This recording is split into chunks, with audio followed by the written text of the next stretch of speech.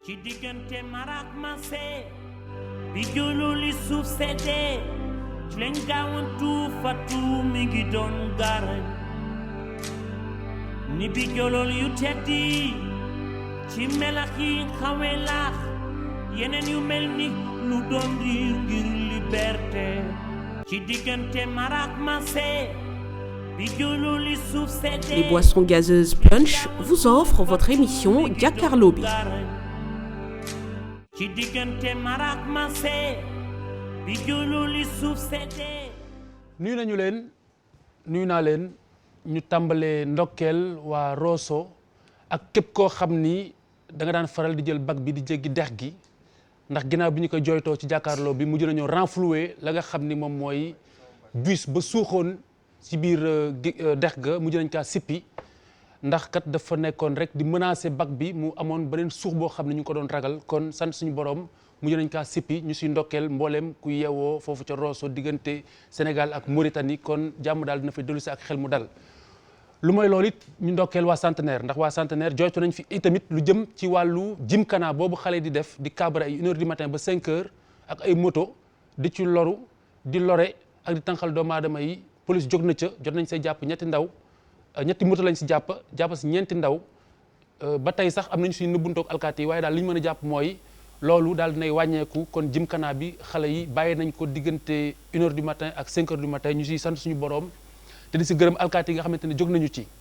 lu mooy loolu it xam ngeen nawet bu daan jot njort yëpp dafay rafet yaakaari juddu ci gàncax guy dekki ak lu jëm ci wàllu naataanga bu ñu cay xaar waaye léeg-léeg ci réewum Sénégal bu nawet ñëwee rek fitna def ciy laxasu am na yeneen yu ko waral yoo xam ne xam ngeen ko waaye bi nga xam ne moo ñuy teel tey mu ngi bawoo ca Njaareem ca Diourbel quartier bu ñu naan quartier Thierno Kandji waxoon nañu ko fi muy immeuble boo xam ni bu tawee dafay menacer wadd ci doomu aadama yi nga xam ni ñoo ko dëkkee ñoo fa dëkkee muy immeuble bu kawee boo xam ne ba ñu ko joytoo fii ci jàkkaarloo bi maire ba xëy na dem fa ba mu fa demee nee na mën naa yëkkati 500 000 ci 2 millions yi nga xam ne yitte woon nañu ko ngir daaneel immeuble boo nga xam ne gisatuñu borom waaye ñi nga xam ne ñoo fa dëkkee seen loxo dafa jotewul bu mënuñoo mottali 1 million 500 yi kon mbooleem bonne volonté yi ak ñi nga xamante ne ñooy autorité ya fa nekk ginnaaw maire bi def na kéem kattanam nañ ci jóg balaa musiba di am foofu nga xam ne mooy ca quartier Thierno Kandji nekk ca Njaareem waxoon nañ ko daaw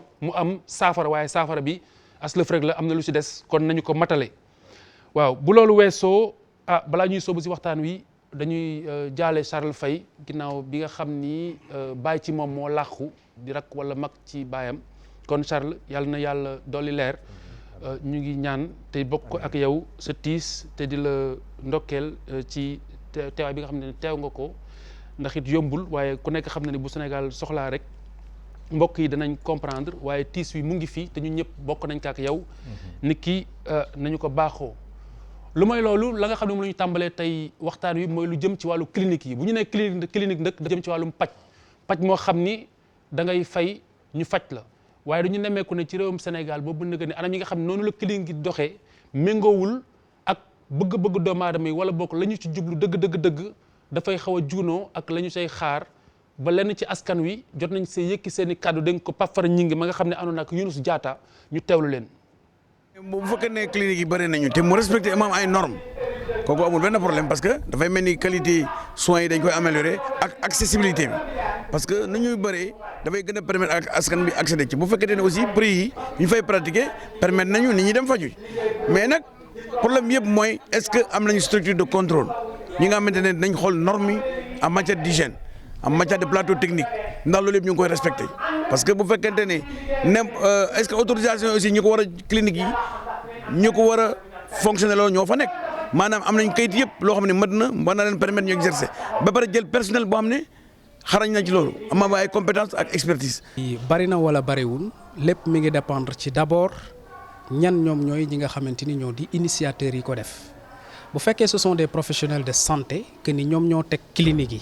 lu mu bari bu amal njariñ askan wi parce que demande de soins bi dafa forte am na importance maintenant question de qualité bi boo xoolee tey moom moo nekk en vogue ñëpp ñi nga xamante ni tey jii nii dañu nekk moo xam ci structure de santé yi politique de qualité la ñuy imposer pour teg ko recherche de qualité boobu nag mi ngi dépendre d'abord ci plateau technique bu relevé dépendre d'abord boo amee plateau technique bu relevé te amoo ay professionnels de santé yoo xamante ni mën nañu répondre te manipuler par rapport ak li nga xamante ni tey jii moom la maladie bi laaj wala pathologie bi laaj loolu du am comme ni nga ko bëggee.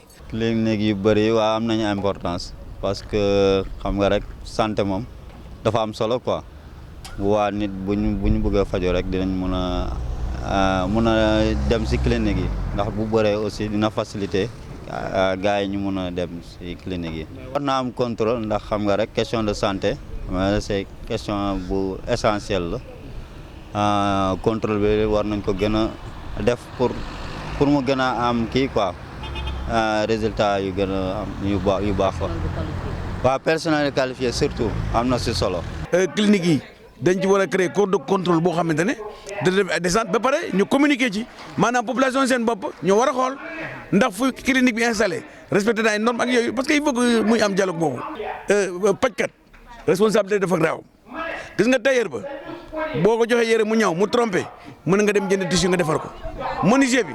boo ko joxee bant pour mu liggéey bu amee erreur mun na ko def rectifier mais nit ki boo ci trompé barsak lay jëm kooku amul rattrapé donc loolu moo tax kooku soins yi clinique yi war nañ ci jóg bu baax a baax ñu ngi rafetlu le fait que fii am na compétence xëy na Dakar bokk na Sénégal bokk na ci ñi nga xam ne ñoo gën a am université ci médecine parce que ñu bëri fii la ñuy jàngee am nañ ay spécialistes yu xarañ war nañ góorgóorlu aussi ba li ñuy liggéey rek ñu xam ne waruñu profit commercial warul dépassé warul nekk ci kaw li nga xamante ne mooy. Aliou Aw moo fi teewal fii ministère de la santé mu ngi bokk ci direction générale santé bu ministère bi di coordonnateur wu li nga xam ne moom mooy cellule médecine traditionnelle bu ministère de la santé moo fi teew tey ndax ñun ànd nañu également ak Maguette Sy bu commission bokk ci commission électorale bu parti démocratique sénégalais waaye li ñu sumb ci waxtaan wi la ñuy tàmbalee bokk ko ñun ñëpp laataa ñu dugg ci beneen ponk bi nga xam ne tey moo fi indi suñu mbokk Maguette Sy kon ñu tàmbali rek ak Charles Faye ci li nga xamante ni moom moo jëm ci wàllu clinique yi bu ñu nee clinique privé saa bu ñu ko waxee dafay ça appelle l'argent ah parfois business bi dañ ko ci ragal fonctionnement bi tey yow ban gis-gis nga njëkk yëg ci fonctionnement clinique yi de manière globale fii ci réew mi.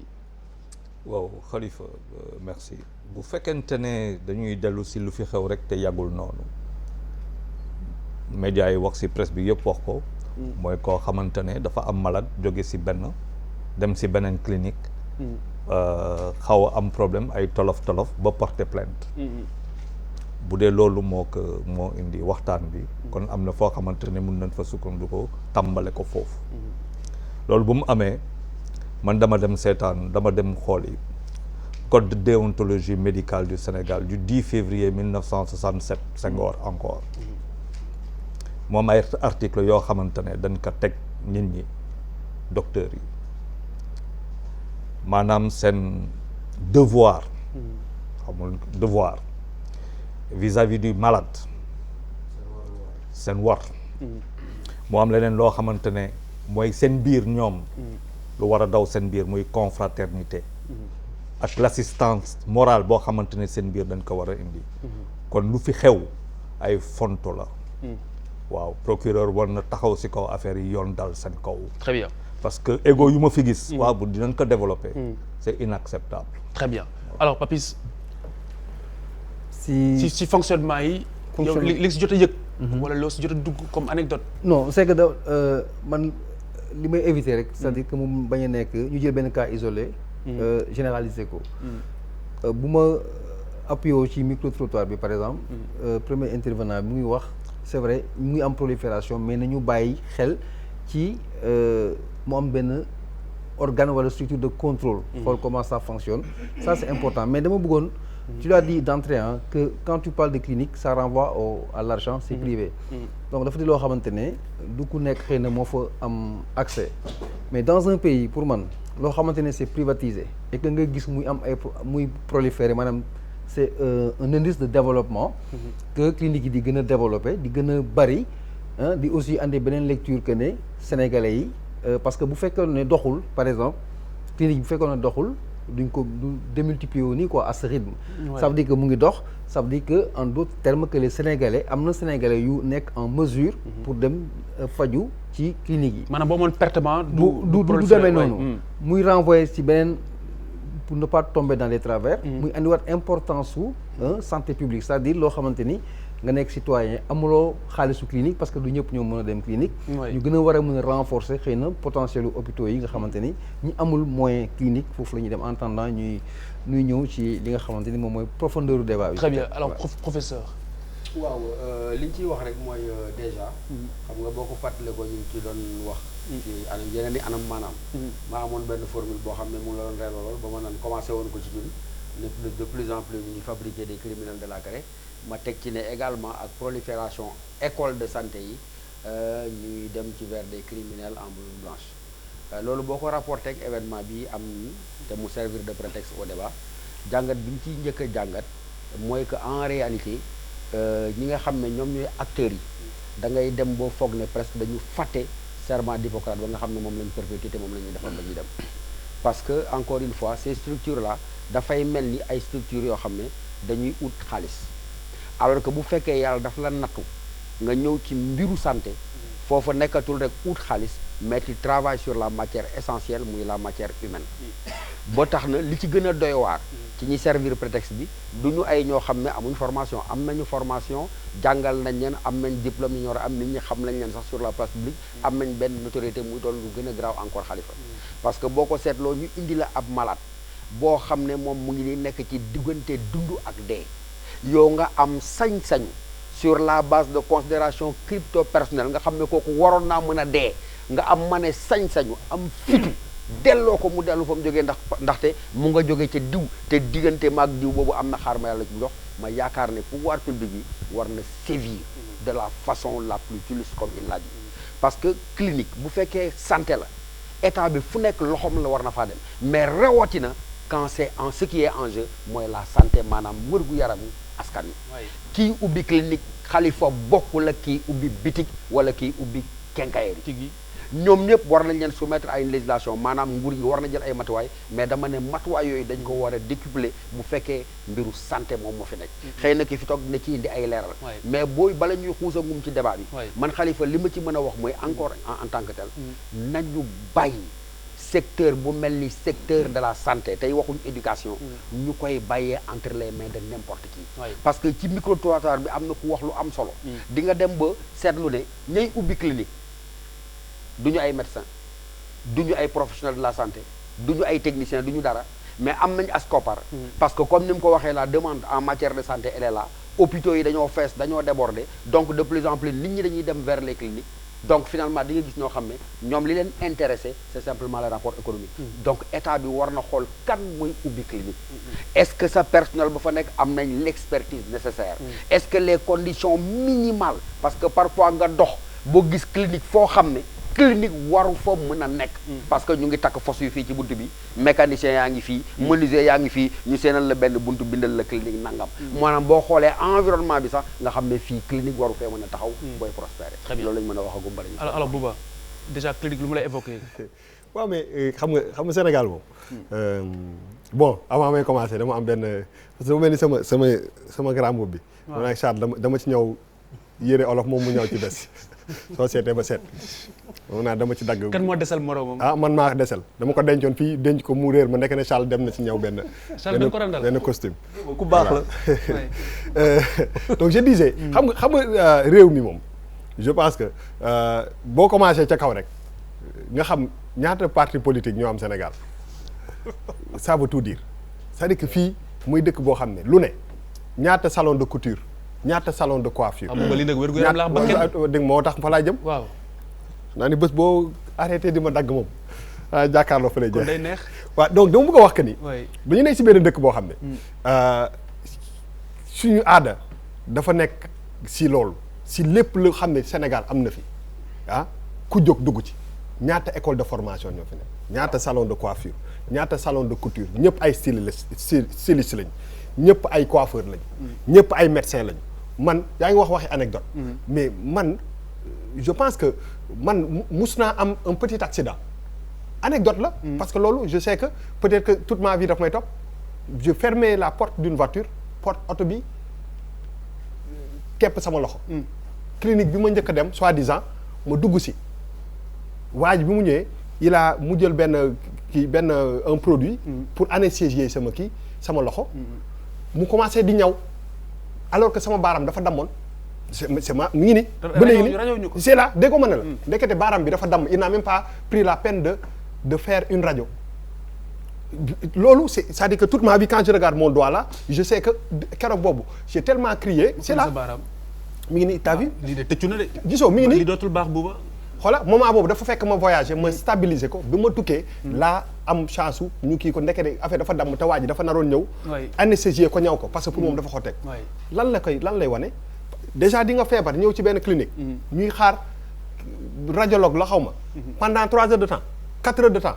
fekk moom mi ngi hôpital principal di dara ñu war ko xaar 4 heures de temps mu war a ñëw c'est des choses qu'on a vécu on vit tous les jours ce qui veut dire que dafa am waxi santé état moo yor responsabilité boobu pour que balaa ngay def clinique mu am cahier de charge boo xam ne da nga ko war a remplir parce que tout simplement aujourd'hui ñi nga xam ne amuñu xaalis clinique yi du pour ñoom donc finalement bu ñuy faj suñu nit ñi ñan la ñuy faj ñi xaw a am tuuti la ñuy faj foofu la ñuy concentré wu ñaata nit la état formé ñu jàng dem université pendant des années état bi jox leen bourse ñu jàng ba pare te delloowuñu loolu état bi dem def seen benn kii privé di gagner seen xaalis c'est-à-dire que pour man il faut quand même que énergie boobu ñuy def ci clinique privée yi que état bi ci boppam mën a teg ay clinique dans les zones yi nga xam ne ñoo ko gën a soxla. en tout cas tey alhamdulilah boo doon góor yàlla def faaw ñu tegal la wee li xale jigéen def. mais mi ngi nii de waaw parce que xam nga bii cat la. waaw cat la kay mais yàlla na yóbbu saw ay alors Maguette Sy yaa fi teewal parti démocratique sénégalais mais comme waxtaan wi fekk nga ko clinique yi lan la lay évoqué. waaw maa ngi leen di nuyu jotaay bi yëpp di nuyu seen téléspectateur u TFM. di jaale sunu frère Charles. di ko massawu. di jaale aussi les militants du parti démocratique sénégalais. parce que ñun tamit comité directeur la ñu jógee. mais dañu am ñaari dëj yu bees. muy sunu frère Kalidou Ba. bu Matam ak sunu sœur Aminata Ndiir bu Patte d'Oie. ñu ngi associé wu si njaal mi. ñu ngi leen di ñaanal yàlla yërëm leen. amiin yërëm bépp néewu jullit. amiin alors effectivement lii foog ñu wax ci parce que ñun. d'abord citoyen lañu mais nous sommes politiques. te démarche homme politique boo gis moo di dans la cité problème yu nga xam ni citoyens yi dañ koy jànkoonteel ñu wut ay solution yu koy saafara alors si bees bi ni clinique bi nu ngeen ko présenté lu ñu siy retenir moo di ñu ngi gën a bëre ci dëkk bi alors problème bu ñuy posé wu en tant que politique moo di su clinique yi dee bëre ça veut dire que les établissements publics de santé ñu ngi nekk dans un état xëy na boo xam ne bi laaj nañu xalaat ci poser ay interrogations. wala simplement clinique mu ngi dox. clinique mu ngi dox. mais établissement public de santé yi. xëy na am na lu tax. clinique yi di dox. am na un rapport. rapport boobu laaj na homme politique yi nga xam ni seen taxawaay moo di régler les problèmes de la cité. ñu bàyyi ci xel. alors aussi clinique yi comme nuñ ko waxee. ñu si ëpp ñu am xaalis ay moyens ñoo fay dem du pour le citoyen boo xam ne bi amul xaalis alors il est bon aussi ñu xool toujours en rapport parce que c'est tout à fait lié benn système de solidarité buy tax ñu am ñi xaalis di dem ci clinique yi lu tax du ñu mën a dem ci établissement public bi ñu créer un système de solidarité buy tax ñoom lu ñu war a mën a joxe ci clinique yi parce que am nañu moyen suñ ko defee ci établissement public yi ña nga xam ne ñi amuñu moyen te ils sont condamnés dem ci établissement public yi daañu mën a profité ci amélioration système de santé publique bi. ça ce sont les impôts déjà voilà. du ma ci dugg trop dañ ko dugg ci wax mais politique. dafa laaj. fu mu toll rek. di xalaat ay solutions devant un problème. donc parfaitement alors Aliou Aw yaa fi teewal ministère de la santé. eh bien li ma jox kàddu gi ñi teew ci taabal ji laataa may agsi si yow mooy coow bu jibee ku nekk dafay wax bu ku nekk waxee nag dafay baax ka nga xamante ne nii moom la ñu dénk mbir mi mu nekk ci biir mbir mi war a mën ay tontu yu leer ñu dépasser rumeur bi ñëw ci li nga xamante ni moom moo fi ne. pour départ dama lay bàyyi nga réagir ci les uns et les autres wax ndax ils se sont plantés wala ndax li ñu wax xëy na am na lu ñu ci mën a rectifier wala lu ñu ci mën a leeral. Voilà, merci Khalifa. Je ne dirais pas qu'ils sont plantés, je vais y revenir. Dinaa ci dellusi. Oui. Mais peut-être ci njëlbeen nuyoo nuyu ñi ñuy seetaan. nuyu seen téléspectateurs yi mais jaale aussi Charles. di ñaanal way déglu bi fi jógee yàlla yërëm ko te jégal ko. Amiin. Clinique yi contrairement à li kenn wax ci micro-trottoir bi. contrairement aussi ak li professeur wax amul benn ouverture d'une clinique sans qu'il y ait donc un professionnel sur la base d'un cahier de charge.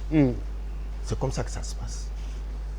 Donc c'est sur la base ci étude un dossier technique et administratif avec des différents éléments yu ci nekk moom ngay jox en tant que professionnel médecin assermenté un diplômé d'état docteur en médecine diplômé d'état nga introduire sa demande sur la base maintenant ci cahier de charge bi demander ko donc adressé ko à l'autorité sanitaire mooy le ministre madame le ministre de la santé et de l'action sociale ministère de la santé bu ko jotee après étude da koy envoyer à l'ordre des médecins pour avis.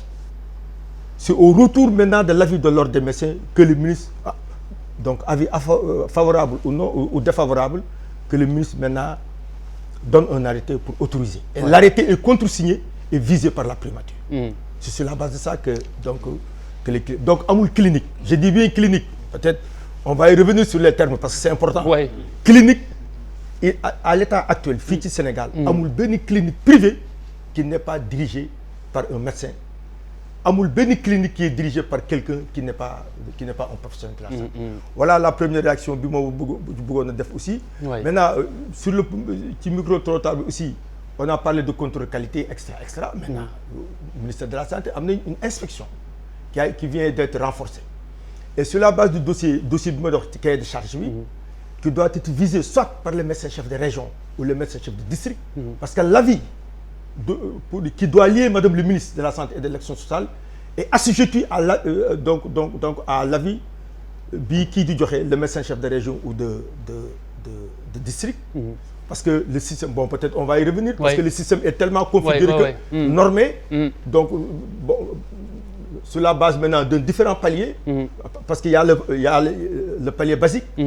qui est aujourd'hui toll na léegi ci 76 districts sanitaires sur l'ensemble du territoire national. Un médecin de santé publique moo koy diriger. Il y a le palier intermédiaire, c'est les 14 régions, les régions médicales. C'est un médecin aussi moo koy diriger. Ensuite il y a le palier macro. C'est madame le ministre. Maintenant pour ministre bi mën a joxe autorisation d'ouverture d'une clinique ou d'un cabinet médical, il faut nécessairement l'avis soit du médecin chef de district, soit du médecin chef de région, qui par ailleurs ont aussi des missions et des rôles d'inspection. Donc cela veut dire que sur ce plan-là, ñoom ñooy contrôler. waaw ñoom ñooy contrôler. Sur ce plan-là, je crois qu'il y a non, en dehors de ça, il y a l'inspection au niveau du cabinet. C'est l'inspection. Il y a l'inspection technique aussi qui est chargée de contrôler et de veiller donc de tenir compte donc du contenu des cahiers de charge et d'être en phase avec les cahiers de charge. Très bien. Voilà la première réaction bi mu bëggoon def sur ce que les gens ont dit. Très bien. En attendant de revenir en fond dans le débat. Très bien xam nga aw li mu wax mooy charte ñu tëral ak doxalin bi. ni mu war a demee. Très bien si je sais bien. Oui. Heureusement que je sais que yaay aw. Oui. Mais donc ñeneen ñi laay waxal. waaw ñeneen ñi wax donc dama ne aw li mu wax mooy. mbir mi ni lañ ko tëralee. ku nekk fii nga jaar pour am ko. Mais sur le terrain Charles Faye de par ton expérience est-ce que foog nga ni mbir mi niñ ko tëralee si doxalin bi noonu lay tëddee. Khalifa posé nga question boo xamante ne dafa am importance capitale. Si am na lu mu fi wax war nañ ko gëstu jàngat ko. Khalifa au Sénégal il y a moins de 38 lits de réanimation 38 lits de réanimation moo am Sénégal. fanweer ak juróom-ñett. waaw 14 millions d'habitants 38 lits de réanimation, moins de 5000 médecins. université boo xamante ne formé na ay centaines ak ay centaines de médecins tunisiens marocains maliens français nga am loolu muy sa réalité mun wax sànq benn wax bu am solo comment les cliniques ñu ngi ñëw di kii peut-être ak loo xamante ne quand on a moins de 5000 médecins ñu xam expertise yu ñu yor ñuy def double flux kon am na waxtu yoo xamante ne boo demee foofu fu mu gënee yomb si yow dara doo ko fa fekk ay ku amul xaalis Sénégal 18 heures ñu yóbbu la hôpital dee nga pourquoi parce que assistance prise en charge ñooñu y a une discrimination. Charles, tu me fais peur. Non dama lay wax li nga wax nii léegi ne au-delà de 18 heures boo si feebaree ba muy tulee dee nga un médecin wax na ma ko si làmmiñam. dama la ne dafa am lu ma bëggoon doon ma daw ko. waaw lu ma gis moo tax ma daw. boo amee yenn heures yi fii suñu plateau médicaux yi suñu services yi suñu politique stratégique médicale boo xamante ne musuñu ko am y a quelqu'un qui a fait un travail énorme et j'ai beaucoup de respect pour ma grande sœur docteur Eva Marie Coll parce que ku liggéey la mais amul loo xamante ne moom la mën a yor pour ñu dem dama la ne 18 heures Sénégal boo demee si hôpital da ngay sonn ku amul xaalis lan nga yor clinique clinique nga mën a dem boo ñëwee si clinique ba mu am ay réalités yoo xamante ne ñooñu fàtte nañu certainement loo xamante ne moo leen di lier avec la République avec la population et avec eux-mêmes muy un code de déontologie man je veux qu'on ñu dugg man dama bëgg ñu dugg si affaire yi waxante dëgg ñu bàyyi suñuy toog di surfer si masla bi tey le véritable problème de notre pays mooy que da ngay gis koo xamante ne benn docteur moom ma ko wax sax et il a raison nga jógee nga jógee intérieur du pays Sénégal def si yow contribuable def si yow nga jàng dem ba nekk fi ministre nga am amidal maanaam loo xamante ne loi lu gaaw nga dem opérer ko Maroc wala France sa femme di accoucher nga yóbbu ko États-Unis nga nekk fi ministre nekk fi kilifa ça veut dire dafa am loo xamante ne mooy question essentielle est-ce qu'on a une souveraineté médicale au Sénégal oui c'est une question essentielle que l'on doit se poser. Quelle est la stratégie médicale que nous avons mise en place? Quelle est la réflexion que nous avons portée pour avoir des plateaux médicaux? Xam nga tey dootuñu wax médecin bu aay médecin technologique la ñuy wax technologique mooy maanaam lan ku la ëppale matériel gën la mun faj ay nit très bien tel fa lañ toll te ku investir xaalis bu dul jeex si plateau médical nga yor clinique même bu fekkente ne dafa am loo xamante ne da nga ko war a jël urgence parce que médecin boo munti gis boo ñëwee urgence nga nekk xale nekk mag ak koo munti doon muy clinique muy fu ne bu amee urgence daf la war a jël c'est stipulé par l'article 2 c'est stipulé par l'article 29 c'est stipulé par l'article 30 du code de déontologie. Alors Charles c'est important am na loo xamante ne wax nga ko léegi il faut ñu dellu si léegi mooy souveraineté médicale ça c'est fondamental mais il faut ñu réagir ci point bi ñu soulever mooy tëral ay règles benn affaire la est-ce que ñu ngi koy doxalee beneen affaire la. Bouba noo gisee mais Khalifa moom laa ni xam nga bu ñu la joxee aval wala autorisation. ne la ok tu peux ouvrir mais xam nga fan la problème bi nekk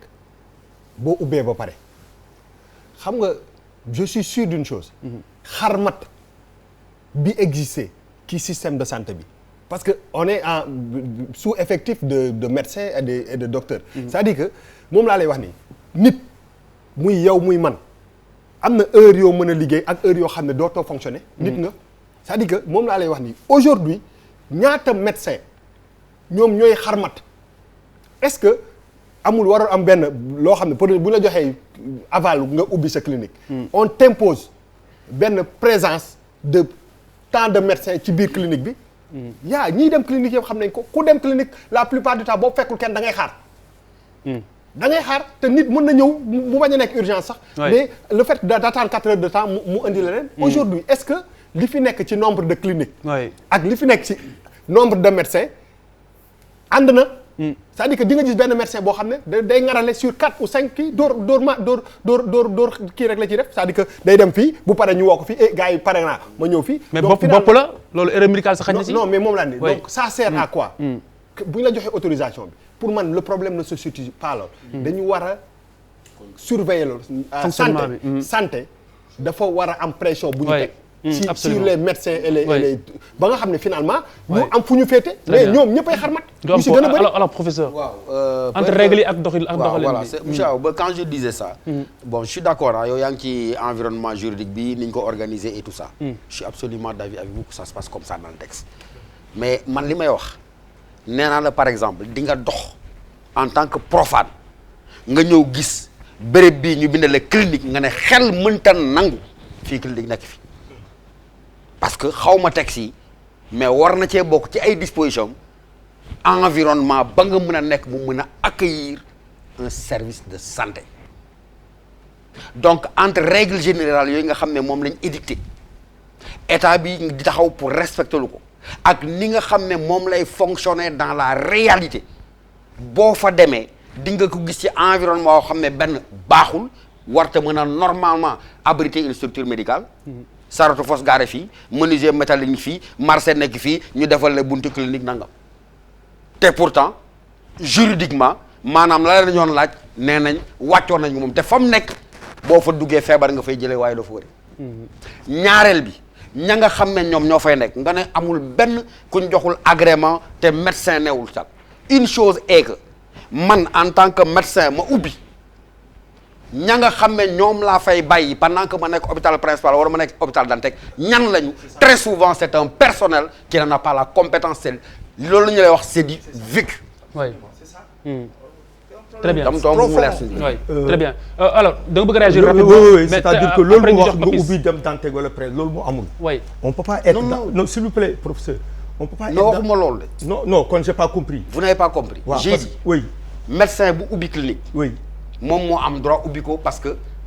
qualifié na pour ubbi waaw mais ce médecin là généralement. il officie dans les établissements publics de santé. Généralement, ça se passe comme ça, on est d'accord. Non, ça ne se passe pas comme ça. C'est là où je voulais faire la précision. Non, c'est là où je suis pas sûr, professeur.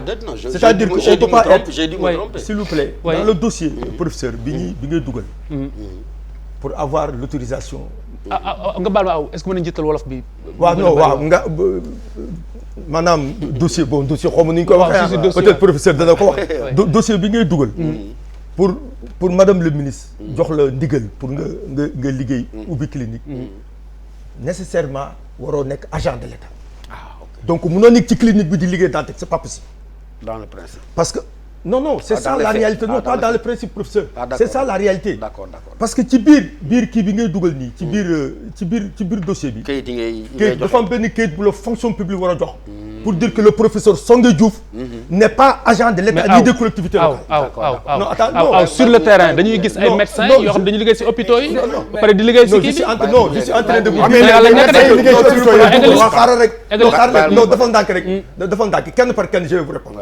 Je dis dans le dossier administratif et technique bi nga xam ne moom la Khalifa Diakhaté bu ko dugal en tant que médecin da ciy am benn kayit boo xam ne fonction publique moo la ko jox pour wax ne Khalifa Diakhaté mi médecin diplômé d'état en médecine n'est pas agent de l'État ni des collectivités locales forcément il faut ça beneen bi ñaareel bi par rapport ak li professeur wax ci environnement bi d'accord mais gis nga ci dossier bi aussi da ciy am ce qu'on appelle un certificat de salubrité des locaux waa xaaral ma ñëw Khalifa li la booba di reproché toujours bu ñuy seetaan booba dagg merci de nous suivre voilà xam naa fidèle téléspectateur très bien donc je dis il y a ce qu'on appelle le certificat de salubrité des locaux et ce papier est délivré par les services d'hygiène maintenant dans la réalité non, c'est dans la réalité.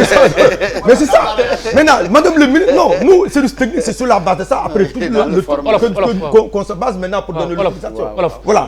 Mais sama question maintenant pour délivrer. Mais yéen seen rafet njort ngeen am bu dossier ñëwee. Mais gars yi vérifié. Mais ne leen waaw loolu ngeen d'accord. Ouais, mais très bien. Non mais non mais Charles taxawal. C'est aw li mu wax ni aw li mu wax aw moo la gën a xam ne. Aw moo la gën a xam ne li mu wax leer na. Non, même benn parenthèse. dafa am différence koo xamante ne yaa moom clinique ba ak ñu fay liggéey il faut faire la attention faut pas non kaay ñu wax non il faut que mu leer si nit ñi man médecin la remplir naa toutes les conditionnalités maanaam pour ma am suma clinique faaw nag mënu ma opérer ñëpp faj ñëpp en même temps dafa am ñoo xamante ne anesthésie dafa am ñoo xam ne dañuy ñëw ñooñu la ñuy wax dafa am loo xamante ne mooy lu mu wax sànq dafa am ñuy ñëw di nga woo bii médecin di nga woo bii spécial di nga woo pédiatre bi di nga en fonction de plateau médical boo xam ne moom nga yor prestation wala service yu ngay offrir ñooñu ne sont pas tes employés directs ñooñu dafa am ñoo xamante ne c'est des prestataires da nga leen di fay léegi problème mooy lan mooy que ko foo ko soxla xëy na newu fa foo ko soxla si yow si sa mën-mën parce que dafa am koo xamante ne ko am xaalis mun naa ñëw léegi yàlla may ma am lu ma am ñëw si biir clinique fa génne fa benn caution teg fa 3 millions 500 toog di xaar ñu ñëw faj ma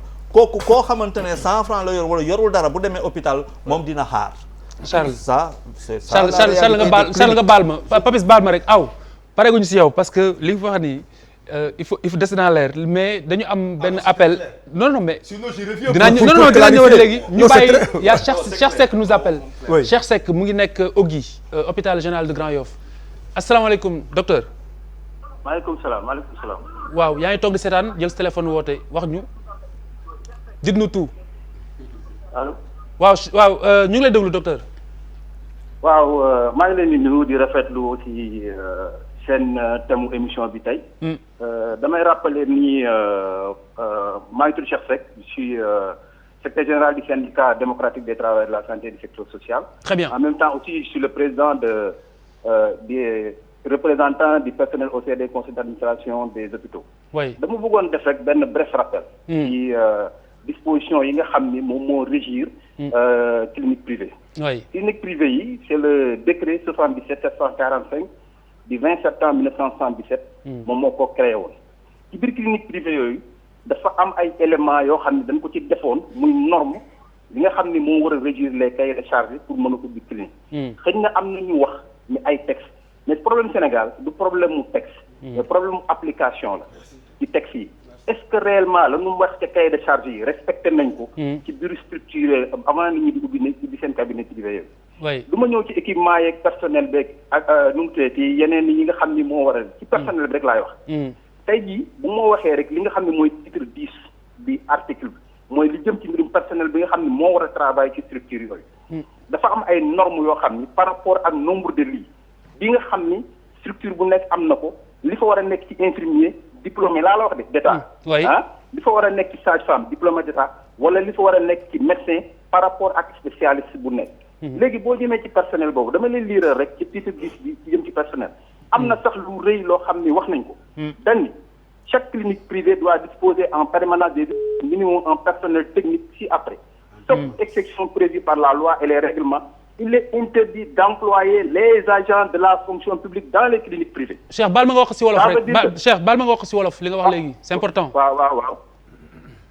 jéemal rek. wax ko si wolof li nga wax léegi waxal ma ko si wolof. li mu mën a wax mooy tey jii. normalement ci yoon. képp koo xam ne agent fonctionnaire nga. waaw. mooy ngay liggéey dans la fonction publique. amoo sañ-sañ tey jii di liggéey sax même ci clinique sans pour autant au préalable nga am autorisation mais tey jii boo xoolee même dans les cliniques privées normalement dañ ni la bu fekkee da nga am clinique boo xam ni 30 lits la am 30 fanweeri lal kese. bu fekkee ni unité chirurgicale la war nga am au minimum.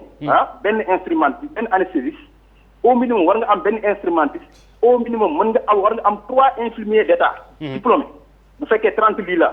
bu fekkee 31 lits la ba jëm ba 50 lits au minimum war nga am 5 infirmiers d'état même aide cuisinier yi wax nañ nombre bi da nga war a am 3 bu dee 30 lits la bu dee ba 50 lits war nga am au moins 5 li nga xam ni mooy loolu ma lim léegi. jëm nag waxuma nag problème mu médecin yeeg yooyu yëpp même bu dee salle d'accouchement bu am 16 ba 30 lits war nga au moins am 3 sages-femmes diplômées d'état mais maintenant. le problème majeur. c'est que les gens dinañ ubbi mais est-ce que l'effectif bi nga xam ne moom la norme mooy wax am nañ ko. léegi maintenant ñen ñoo leen war a contrôler parce que ci kaw la c'est au niveau du ministère. mais su fekkee ne ñeneen war a contrôler ñoom seen bopp ñoom ñu ci bëri dañu am ay cliniques privées te ci conditions yi la ñuy travailler mais du mën a am li nga xam ne moom moo war a am. mais Cheikh tu es en train de me dire que affaire bi dafa mel ni business bi moo jiitu loolu nga wax. lan moo jiitu. business. voilà c'est la vérité. c'est la vérité lu ci ëpp utum xaalis bi moo ci ëpp. très bien alors Cheikh merci beaucoup mais continuez seetaan boo amatee leneen loo bëgg a leeral hôtel l'antenne est ouverte. merci Cheikh nga baal ma ñëw si Papis. dafa mel ni Cheikh li mu wax mooy un peu li ngeen fi wax. non moom la ñuy wax. si jaaree feneen mais mooy xarmat bi. mais moom mooy dal même nos amis les professeurs. enseignement mais c'est exactement. mais aw nee na du yoon aw nee na loolu du yoon. non du yoon bi benn niveau la. mais xam nga nen la quoi da nga naan mais c'est une vérité loolu la ñuy dund tous les jours. c'est-à-dire que médecin yi xëy na par exemple quelqu'un qui a sa clinique bu mu moomal boppam mënul dem def ay prestations hôpital principal wala établissement public. mais par exemple ñi nekk dans les hôpitaux établissements publics yi. ñooñu dañuy intervenir dans les cliniques. muy andi ay déficit de personnel et de tout sur place. mais loolu bu ñu ko bañee ça pose problème. c'est une réalité au Sénégal. loolu dañ koy dund. c'est-à-dire dañ koy dund. Je suis désolé ce qu'il faut savoir sur ce plan-là. mais tu acceptes que c'est vrai au moins. c'est parce que c'est permis justement. c'est permis donc ce qui est permis c'est que. ce qui est permis. c'est qu'il y a des dispositions réglementaires. s'il vous plaît waaw am na ay. ay sart mais loolu mooy problème bi c'est ça le problème finalement dana may médecin bi ci ay waxtu mu mun a dem liggéey dans le pays ça c'est permis loolu dafa am loolu mooy problème bi non loolu dafa am maintenant est-ce que sart waxtu boobu ñëw wala mu ngi ciy yem wala def peut-être c'est ça la problématique aussi mais aw li nga doon weddi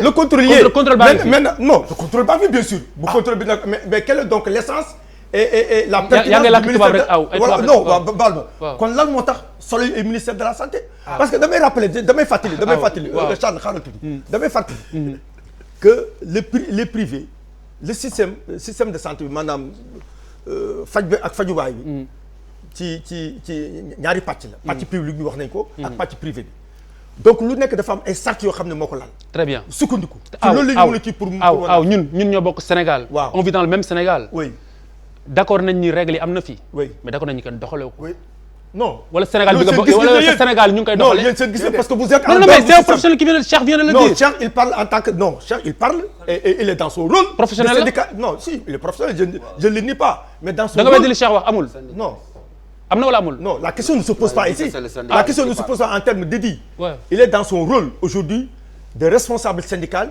qui défend les intérêts matériels pour l'amélioration ci rôle boobu la nekk voilà loolu mos polémique waaw Charles après waaw dafa man Khalifa on parle de choses éminemment essentielles quoi mooy que nit amoo dara lu dul sa santé mun nga am lépp boo amul sa santé tout ça est la manifestation d'une faillite et de l'absence d'une stratégie médicale. boo fi lakkee tubaab day lakk tubaab lakkee olof. waaw maanaam gis nga dëkk.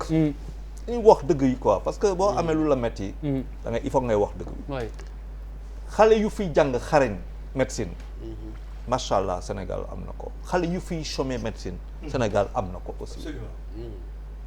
am na quelques années de ça.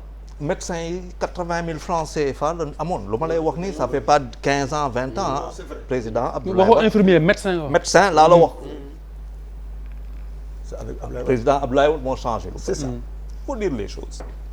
ñu dem médecins yi lu ñuy liggéey ci biir hôpitaux yi man daje naa ak médecin boo xamante ne dem naa yóbbu toog di xool mu def plus de dama toog ba après ma ne ko non yow doo laal suma patient mu ne ma pourquoi ma ne ko non je vous ai vu passé nga 8 heures ci job.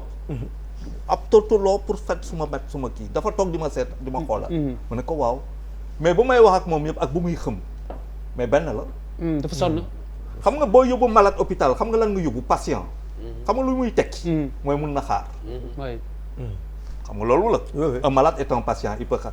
malade bu koy faj kooku patient la. dina am boo xamante ne tey ci biir Sénégal lu doy waar. on a raté benn rendez-vous bu am solo.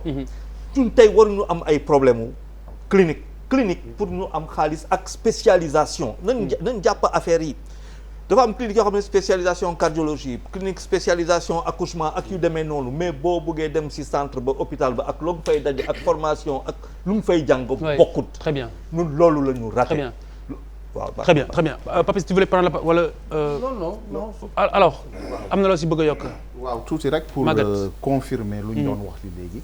c'est que dafa am une relation directe entre texte législatif yi texte de mise en œuvre yi ak contrôle bi mais aussi ak la citoyenneté.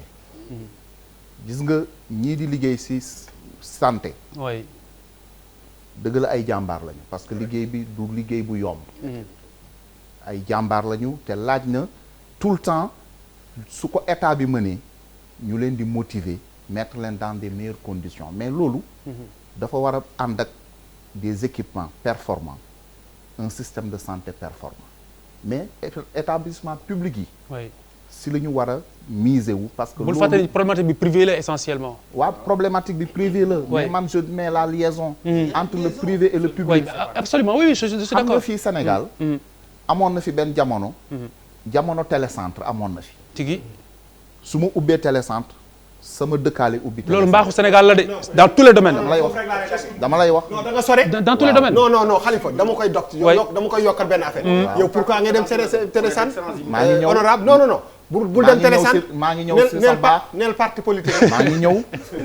bul dem ci télécentre te parti politique nekk. mais wuyu ma. dëgg la mais maa ngi ñëw. mais exemple. n'est-ce pas. mani mimétisme laa bëgg a wax. mooy toppandoo gi. mimétisme c'est le propre du Sénégalais. te loolu moom laay lié à la citoyenneté. mais loolu dafa ñu indiwaat ci ut am bi mais wér-gu-yaram kenn du ko fayee ci ut am. mais justement wér-gu-yaram bi dañ ko lié à wu am. loolu mooy musiba bi. loolu mooy problème bi. moo tax tey jii je pense que sunu système de santé dañ ko war a repenser. oui. alors lu jëm ci parti politique yi. seetlu naa ni sunu frère Bouba Ndour lu ko soxal la. je pense que léegi si deuxième sujet bi il aura l'occasion professeur am na la si bëgg a wax. ci yokk rek attends Aboubacar demal kon demal en fait li ma bëggoon wax c'est parce que moom laa ni doo fi gis lu tege ba pare dem di delluwaat. d'accord waaw waxal non dama eggali Khalifa. waaw kon eggali parce que man en fait impression bi ma am. mooy que à la limite système de santé bi dañ ko xaw a jël en otage. xam nga Charles mi ngi wax absence de vision parce que aujourd'hui ay études de médecine ñaata at lay durer 7 ans nguur bu bëgg ëllëg sa ay nit wér. merci. c'est ci ba muy tooy kii ngay encourager mettre les gens ci ay conditions ñu jàng nekk ay médecins. gis nga amal xam nga quand on a peu de médecins pour tous ces trucs là mais finalement ñooñu dañuy jël parce que médecine du mécanique. du informatique médecine c'est 8 ans xaw ma 7 ans d'études voilà 7 ans waaw looy jàng pendant 7 ans 7 ans c'est une vie. juróom-ñaari 9 ans même. xam nga lan la ñu war a def. comment on peut faire pour que parc médecin yooyu que ñu renouveler ko que ñu am assez de médecins ba nga xam ne du ñu nekk otage du médecin de quel qu'on a. waaw d'accord c'est moi qui avais. non du manque de médecin. c'est moi qui avais.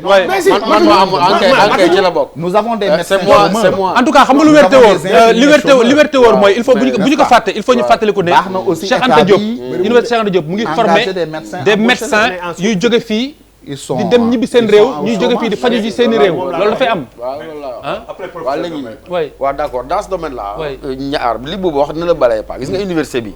ñëpp d'accord nañ ne dinañ former par exemple 100 médecins yu génn. mais si boo ko xoolee 100 médecins la Boucar di wax. les 50 c'est des Marocains les 30 de toute façon c'est des Maghrébins de manière générale 20 ou 10 Sénégalais nga ci gis.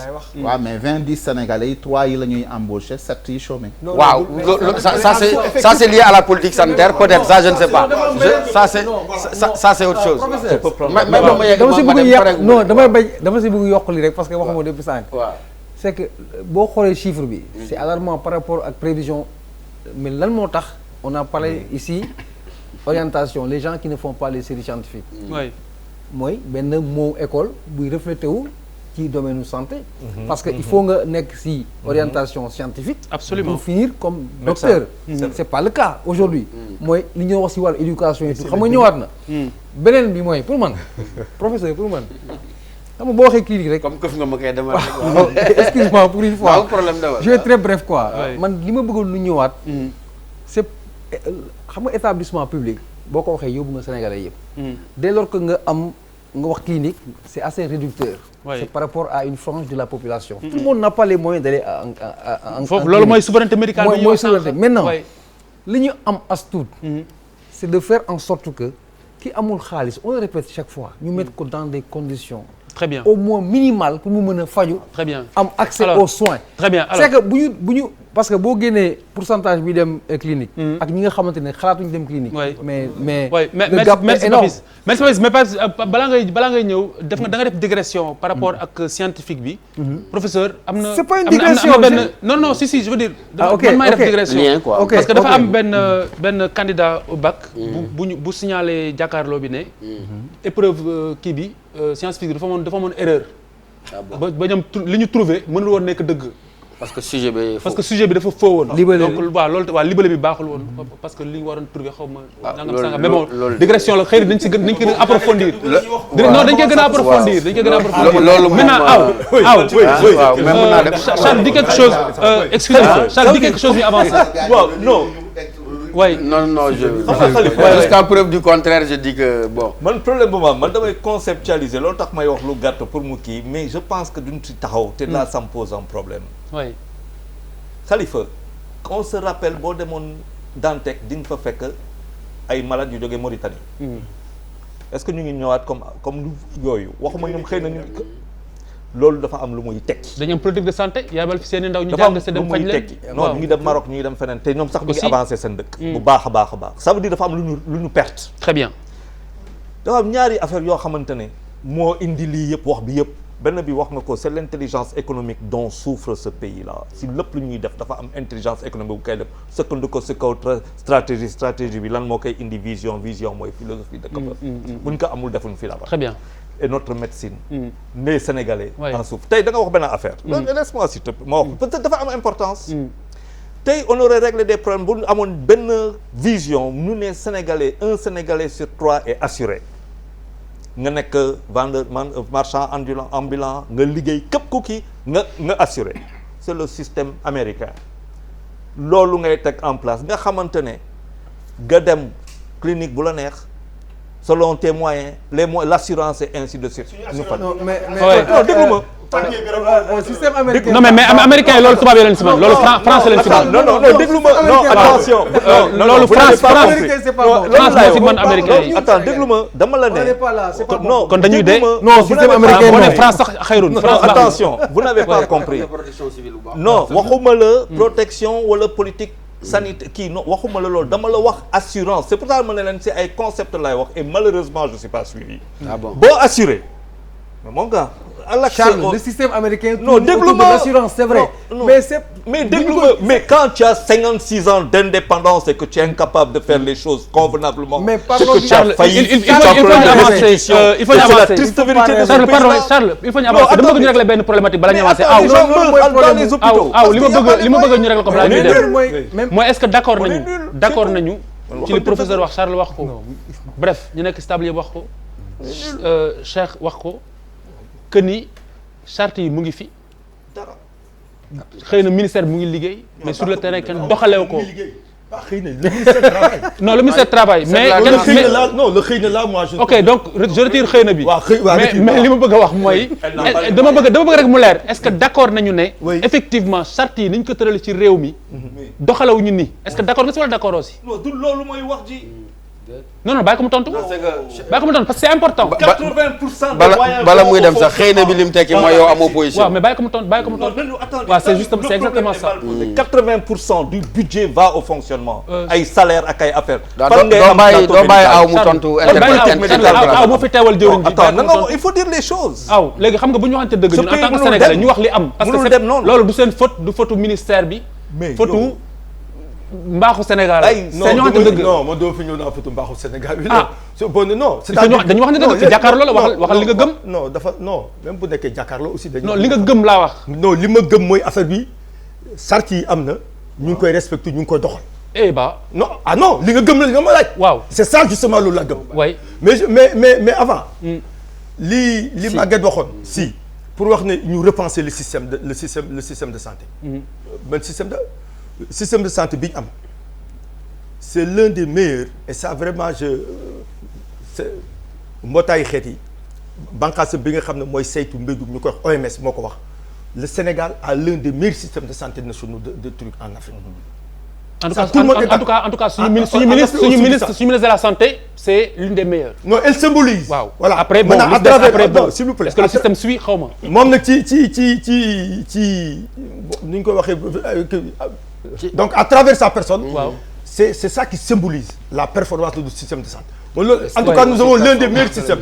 Nous avons l'un des meilleurs systèmes de santé en Afrique. Ouais. Maintenant, par rapport, et ça, c'est les organisations internationales, notamment l'OMS. Non, mais on est d'accord. Voilà, comme tout le On est d'accord. Maintenant, sur le contenu, waaw. li ngay wax charte yi am na ñu ngi koy doxal bi à l'état actuel. Oui. Je dis à l'état actuel. Par rapport au fonctionnement du truc, à l'état actuel, les choses se déroulent comme nous l'avons pensé et repensé. Ah, d'accord. Charles. Non, je ne dis pas il n'y a pas de faille. Parce que non, d'accord. Non, mais man maa wax Charles tey nag yaay monopolisé. Non, parce que je suis passionné en fait. ba pare am si passion. waa ca. dama ne tey je suis d'accord qu'il y a des efforts considérables. dama lay wax benn am na mag boo xamante dañ ko doon opéré du nekk ko 50 000 ngay fay beneen 50 000 état moo koy fay kon am na fi loo xamante ne ñu ngi ko fiy def. mais loolu taxul ma wax man leneen laay wax et il faut qu'on y arrive. dama lay jox exemple bu ndaw. centre bopp ñëpp a ko xam Sénégal. képp koo xamante ne yaa ngi dans la sous-région immédiate. Guinée Conakry Guinée Bissau Mali et xam nga centre bopp. dem ngeen centre bopp man dem naa fa def reportage. mais centre bopp boo ñëwee centre bopp lan moo lay jaaxal spécialité africaine ophtalmologie Sénégal fii la fi ne boo demee foofu moi ça veut dire pour un peu que le ministre là qui a quitté son village qui va s'opérer ailleurs Abidal bu ñëwoon ba taxaw foofu ba xool mu ne appareil bu mu ko fi tegoon j'aurais fait le premier plateau ophtalmologique de l'Afrique de l'Ouest à bopp agrandir foofu def ko loolu moo ñu manqué tout ce qu'on est en train de dire relève tout simplement de l'hérésie dëkk da ngay am vision c'est-à-dire boo fekkente ne dama lay wax ça c'est politique non ça je vous le dis yaram way tàng rek quoi on n'est pas des hérétiques non plus xam ngeen yéen da ngeen toog fi di kii dafa man dama am quand même am na fu ma liggéey am na loo xamante ne toog naa janoo ak moom c'est-à-dire ay rangooñ mooy ñëw ngay toog di xool ngay ni mais comment se fait-il que lii possible alors que le moyen de changer ça du dara lu dul loo xamante ne benn anticipation la benn volonté la pour que affaire yi changer. Très bien. kay ma ko da ngay dem non je te Charles bul Charles les gens veulent parler yow dem nga da nga ma këf kii këf moom mu ne fi développé rek ñu war ko faj. dama lay wax très franchement yóbbu naa nit hôpital. nga dem pharmacie justement di dem outil ay perfusé léegi. Charles damay déglu ma Charles très sincèrement. de stade 3. hôpital fii boo demee. catastrophe. hôpital boo demee hôpital fii. waaw Dantec boo fa demee yóbbu fa sa malade. waaw dañ ci taxaw niñ ci war a taxawee. après taxaw niñ ci war a taxawee. tekkiwul ne am nañu matukaay yi ñu ko war a matalee. te loolu du seen rôle ñoom loolu rek laay wax. je pense qu'on est d'accord maintenant li ma bëgg aw wax ko li ma bëgg aw wax ko aw ba tey d'accord ñu ba tey am na loo xamante ni leeragul ba nëgër nii c'est que dama bëgg fii bu ñu fa toogee dañuy wax suñu axulaay taala wax te yàlla tax wax ngir njariñu Sénégal ak lu ko jëmee kanam boo ma tontoo dootuma la ko laajati li ma lay laaj mooy est-ce que d'accord nga oui ou non que mbir mi charte yi ni mu tëddee Sénégal doxalewuñu nii oui ou non charte dans le domaine des. charte yi ngeen tëral pour ubbi clinique ak yooyu yëpp est-ce que d'accord nañu ne. am na sur le terrain entre texte yi ak ni liggéey doxewul noonu. non loolu mënuma ci d'accord. amul non waxuma amul mais d'accord ma ci li nga wax non. ah ne me dis pas amul. d'accord naa ci. non ok Khalifa je reconnais am na wala amul de la communication je ne suis pas un expert en communication. am na wala amul mais nag y a la subtilité de la communication. am na wala amul. D'accord donc non mais aw tu viens de nous dire que tu es là pour communiquer et non pas pour éclairer les Sénégalais. Non, je suis là pour communiquer et éclairer. Non, je suis là pour communiquer et éclairer. Très bien alors bu ñu avancer ci biir Charles da nga évoqué sànq point bu am importance muy souveraineté médicale xam nga tey am na réew yoo xamante ne nii boo demee réewum France par exemple booy xool François Hollande bu feebaree mën na am les mêmes chances de soins que son jardinier. Très bien. Souveraineté médicale boobu est-ce que njortu nga ni ak nit affaire bi di doxee nii surtout ak clinique privée yi war nañ ci mën a xaar. Charles n'a plus droit à la parole. Oui, vraiment. non dafa am non déglu ma rek. waaw mais léegi bàyyi leen ma wax. Charles mon veto. Charles léegi non Charles léegi xaaral non mais. Charles je mets mon veto. Charles c'est Charles le docteur moo tax bon allez waxal Bouba. c'est-à-dire pour man da ngeen di wëri koñ. oui affaire business la. affaire bi du leneen lu dul ay nit yu mën a faj ils ont décidé finalement de créer leur propre structure gagner xaalis loolu la du leneen c'est-à-dire que aujourd'hui sénégalais bu entrée clinique sax bu génn da lay dossier de la clinique laa nekk. On est comme ça ñun bu ñu demee clinique. Très bien dañ koy alors docteur Mendy nous appelle docteur Mendy bu ordre des médecins mu ngi ñuy woo docteur salaamaaleykum d'accord kon mu ngi ñëwaat léegi agalil. waaw non li ma doon wax dama ne la. aujourd'hui li am ba am mooy que les médecins les docteurs sont devenus très ambitieux. Il est bon alors c'est Joseph hein. C'est Joseph Mendy. Oui, Joseph Mendy, bien entendu. Mës na fi ñëw, il me semble. Alors, docteur, salaamaaleykum. Docteur. na nga def. Ça va, alhamdulilah, ñu ngi sant bu baax. Man la docteur Mendy. Bien sûr, docteur. Namm nañ la. maa leen raw. Merci beaucoup. Alors, très bien, lan moo la tax a réagir lu tax nga jël sa téléphone woote. Parce que tey seen waxtaan bi am na solo trop. Et comme yéen a ngi waxtaan affaire yu autorisation ci clinique waaw lu may ñaawlu mooy. je pense que boo organiser façon débat boobu ñaari structure ngeen war a invité. mooy ordre national des médecins moo am sañ-sañ pour wax affaire autorisation. ak cabinet du ministre de la santé. bon mais fu mu ne nii c'est comme si je te disais docteur da nga war a anesthésier soog a jaw. je sais pas non c'est que. gars yëpp dañ ma woo di may wax ci yooyu mais man kenn invité wu ma te ordre maa ngi ordre ba 20 heures kenn mu ool foofu. non c'est xam nga problématique docteur alhamdulilah grâce au téléphone yaa ngi dugg mais xam nga problématique mooy dicter toujours profilu invité bi mais comme affaire fonctionnement la ñuy wax da doon baax ñu indi fi ki nga xam ni moom mooy état bi mu mën a expliquer nan la organiser mbiram. avant ngay dem ci fonctionnement moom laa di wax. waaw très bien docteur oui da ngay am d'abord kayit yoo xam ne da lay permettre nga dem. très bien alors on y va au fait alors lu tax dëgg nga woote. waaw lu may woote mooy dama leen leeral ni. ci loi sénégalaise. benn loi rek moo tëral affaire exercice de la médecine maanaam affaire dox affaire faj ci Sénégal. oui. mooy bonne loi la loi 66-69 du 4 juillet. 1966 portant. Les conditions d'exercice de la médecine et à l'ordre national des médecins. Oui. Donc képp koo xam ne da nga war a yëngu ci affaire faj mooy affaire docteur. da nga war a jaar ci ordre national des médecins. Oui. Ordre national des médecins moo am sañ-sañ joxe un avis ci sa dossier mu doog a dem ci ministre bi jël autorisation. Très bien wax na ko léegi képp koo xam ne am loolu. da ngay def exercice illégal de la médecine. Très bien. fu mu ne nii xam naa damay gis souvent ci dëkk bi ngay gis ay plateau médical ay SARL ay SA yooyu yëpp yooyu c'est pas reconnu par la loi maanaam amul benn loi moo xam ne daf koy reconnaître parce que code de déontologie dafa ne. médecine kenn mënu ko exercer. oui comme un commerce. heureusement oui. donc ñu bëri dañuy am seen autorisation. xam nga fu ñu koy jëlee mais foofu c'est illégal parce que boo amee société commerciale. SA moo ne ou SARL. nga war a ko def objet comme la médecine c'est contre la loi parce que le code de déontologie. stipule que médecine kenn waru ko jëfandikoo mel ni ku maintenant kuy jaay maanaam commerce. très bien. mais société commerciale waru def médecine. très bien da ngay gis ne ñu ngi de plateau médical. boobu amul ci loi sénégalaise loi sénégalaise lu mu xam ci structure de santé mooy lan. mooy cabinet médical. boo xam ne docteur moom kese moo am sañ-sañ ubbi cabinet médical. mu am lan clinique. clinique boobu ku nekk mën na ubbi clinique waaye booy ubbi clinique bu fekkee da nga am sa xaalis nga bëgg a ubbi clinique maanaam Mame Birame Diouf bi nekk TFM bëgg na ubbi clinique mën na am na sañ-sañu ubbi clinique. waaye bu ubbi clinique il faut mu am docteur boo xam ne mooy directeur technique. tigi te loolu dafa war a jaar ordre des médecins. ñu def ci ñu valider ko. voilà très bien alors Joseph. parce que.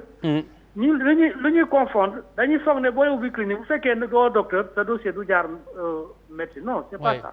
très bien parce que exercice de la médecine. clinique responsabilité médicale la du responsabilité paramédicale. oui alors donc du fait que mu ne responsabilité médicale. dossier boobu yëpp war na jaar. ordre national des médecins. très bien alors docteur li ma lay mujj a laaj balaa ma lay bàyyi. mooy Sénégal on est bien d'accord que am na ay règles wax nga ko léegi yoo xam ne moom war régir anam yi ñuy ubbee clinique ak ni clinique di doxee. d'accord nañ ci loolu. waaw est-ce que anam yooyu sur le terrain li ngeen di nemmeeku nit ñi ñu ngi wàccoog moom ci ni ko yoon tëralee oui ou non.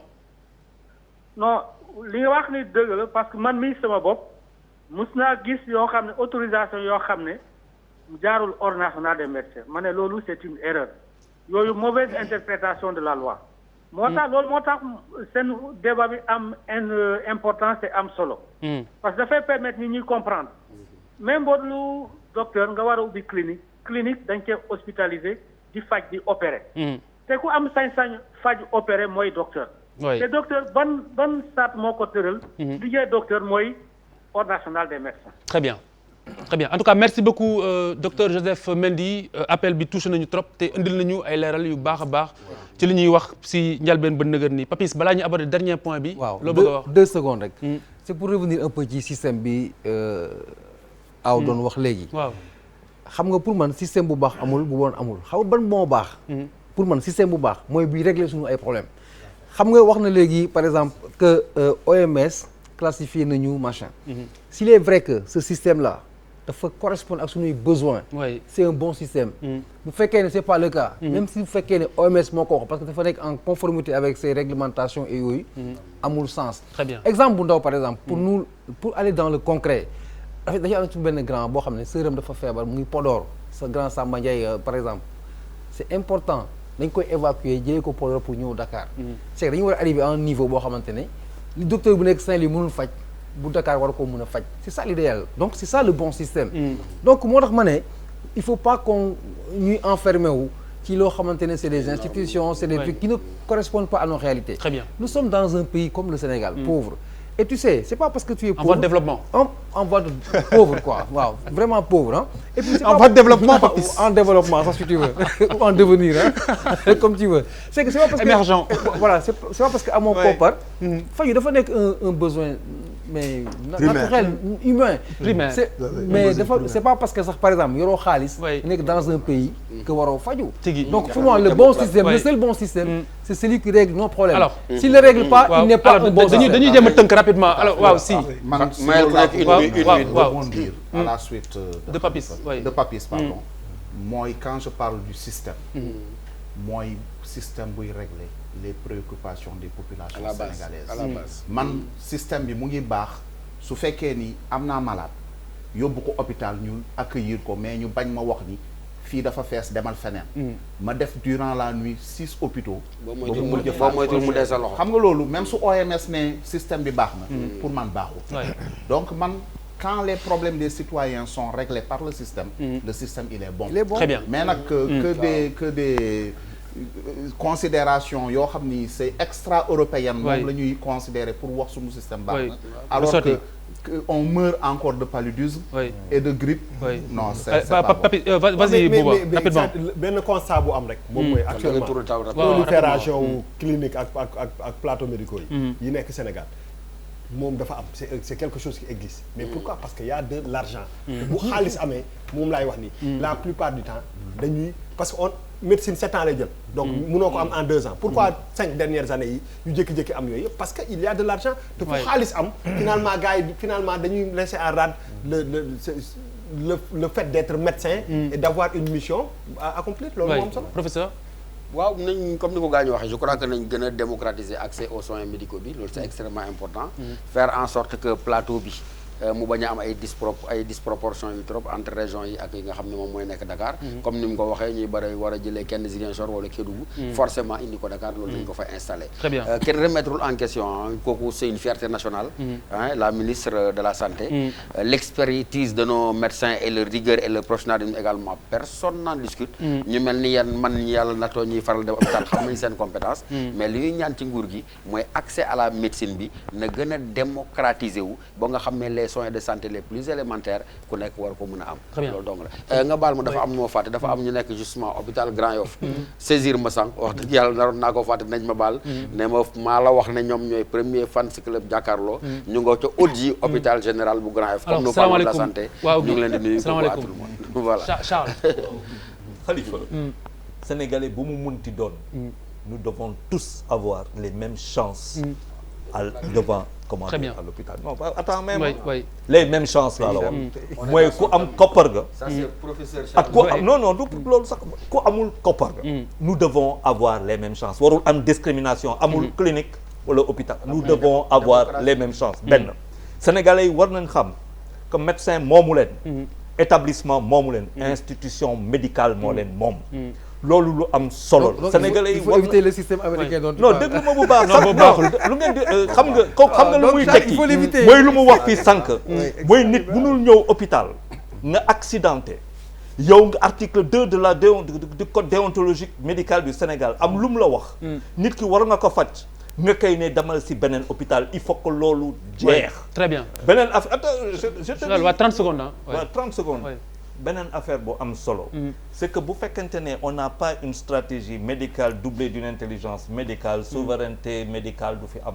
très bien loolu laa bëggoon wax aw oui voilà moi je voulais li professeur wax léegi ñu démocratiser les soins ba mu gën a accessible au niveau des populations ou surtout au niveau communautaire foofu le Sénégal taxaw à travers le ministère de la santé loolu moo tax ministère bi donc élaboré na ñaari document de référence un document de politique nationale de santé communautaire et un plan stratégique qui le traduit en acte loolu dafay tax ba ci gox-goxaat yi fu nekk ku bugg li nga soxla ci faj nga am ko vraiment pour démocratiser et mu accessible et des soins de qualité maintenant loolu nag dafa taxaw dafa sukkandiku nag ci ay ponk yoo xam notamment ay ressources humaines de qualité l'équipement et tout les dispositifs qui suivent donc vraiment sur ce plan là loolu mooy li nga xam ne l'émission mais dama bëggoon avant je ne sais pas xaw ma ndax da ngay clôturer 30 secondes oui sur la question de la santé mais dama bëggoon avant que bu ma wax leen que on est confronté à une véritable problématique si wolof après ay jafe-jafe non je ne parle waxuma loolu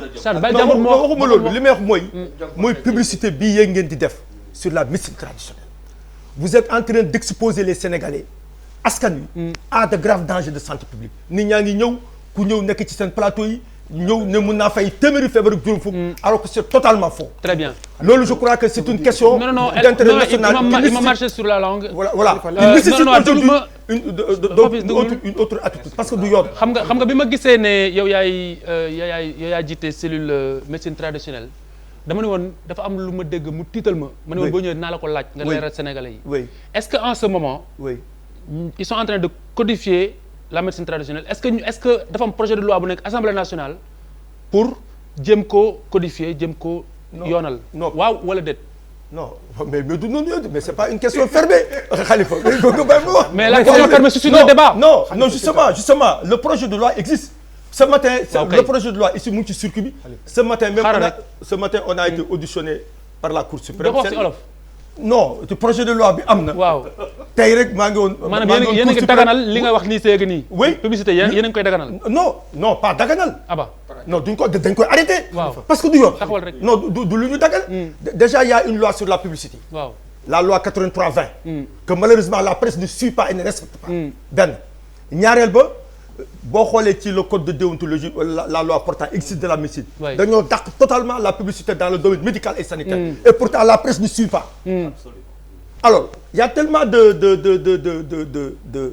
dérives. waaw sur cette question-là qu'on est obligé aussi di nga wax de réglementer et d'estimer. Et sur ce plan-là vraiment nous appelons au sens patriotique et civique de la presse pour accompagner le ministère de la Santé par rapport à la problématique de la publicité nañ ko arrêté. li nga wax kenn déggu ko. ñu ngi ñaan pour li nga xam ne moom la presse bi voilà taskati xibaar yi sur ce plan-là. non loolu émission lay doon après. waaw loolu benn émission la je crois que dama doon profiter pour laaj Bouba rapidement 30 secondes bul kii de 30 secondes rek. waxal en réalité. on peut pas être ci plateau bi di wax mbóot yi am feneen te waxuñu ci mbóot yi am ci ñun c'est-à-dire que li nga wax dama la ciy rejoindre parce que bu ma dindee sama casquette rubricard bi je suis le directeur des programmes de la télé. La télévision Futurs Médias à partir de cette semaine a pris la décision de vous suivre si lancé boobu avant même ngeen di dem Cour suprême. Très bien kooku dama la koy garantir. Très bien alors pour terminer dernière question mais malheureusement c'est la note dramatique ci lii pour jeexal ko parce que nag sénégalais yi nee nañu nit ñaa ngi dee ci clinique yi yenn saa yi dee fu nekk lay jógee on est fataliste dañu naan yàllaa ko dogal am ñoo xamante ne da leen di wér ne erreur médicale la waaye dañ si rus a topp sax parce que bu ñu si toppee ñu ne dañu gëmadi yàlla dañu weddi seen borom. dama la jox benn exemple dafay dellu si wàllu personnel bi anecdote la waaye témoignage la bu ma recueillir. ndaw si mu ne ka nga xam ne moo ko doon saytu dafa coquette donc dafa am ay weewam dafa am ay wee ah bi muy liggéey si moom wee yi bënn loo xam ne waru ko bënn liquide amniotique bi tuuru bébé bi naan ko dee yu mel noonu dafay am xam nga mënoo manipuler doomu aadama di saxal ay wee ba faat doomu aadama donc ci wàllu personnel bi ak anam yi nga xam ne noonu la ñuy liggéeyee ak seen outil bi jiitu muy seen nekkin yéen lu ngeen ci def non kooku je crois que même ci bu ñu lay tàggat ci formation di initiale bi sax ci la bokk xanaa kooku jàngul kon non mënu ma wax ne jàngul mais ci formation initiale bi le fait de raser les ongles extra éviter yenn kii nga xam ne mën na voilà yenn jumtukaay yi nga xam ne ci nit yoo xam ne mën na andil ji jafe-jafe ci patient bi kooku dañ koy day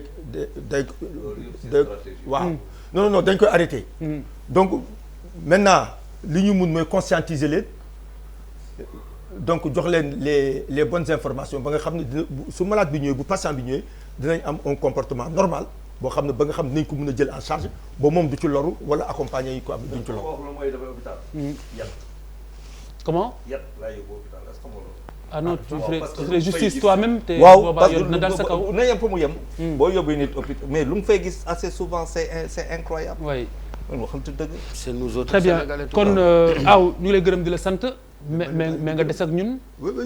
pour ñu àggali débat bi. y a pas de problème. donc ni ñu def mooy benn break quelques secondes après ñu dellu si waat incha allah.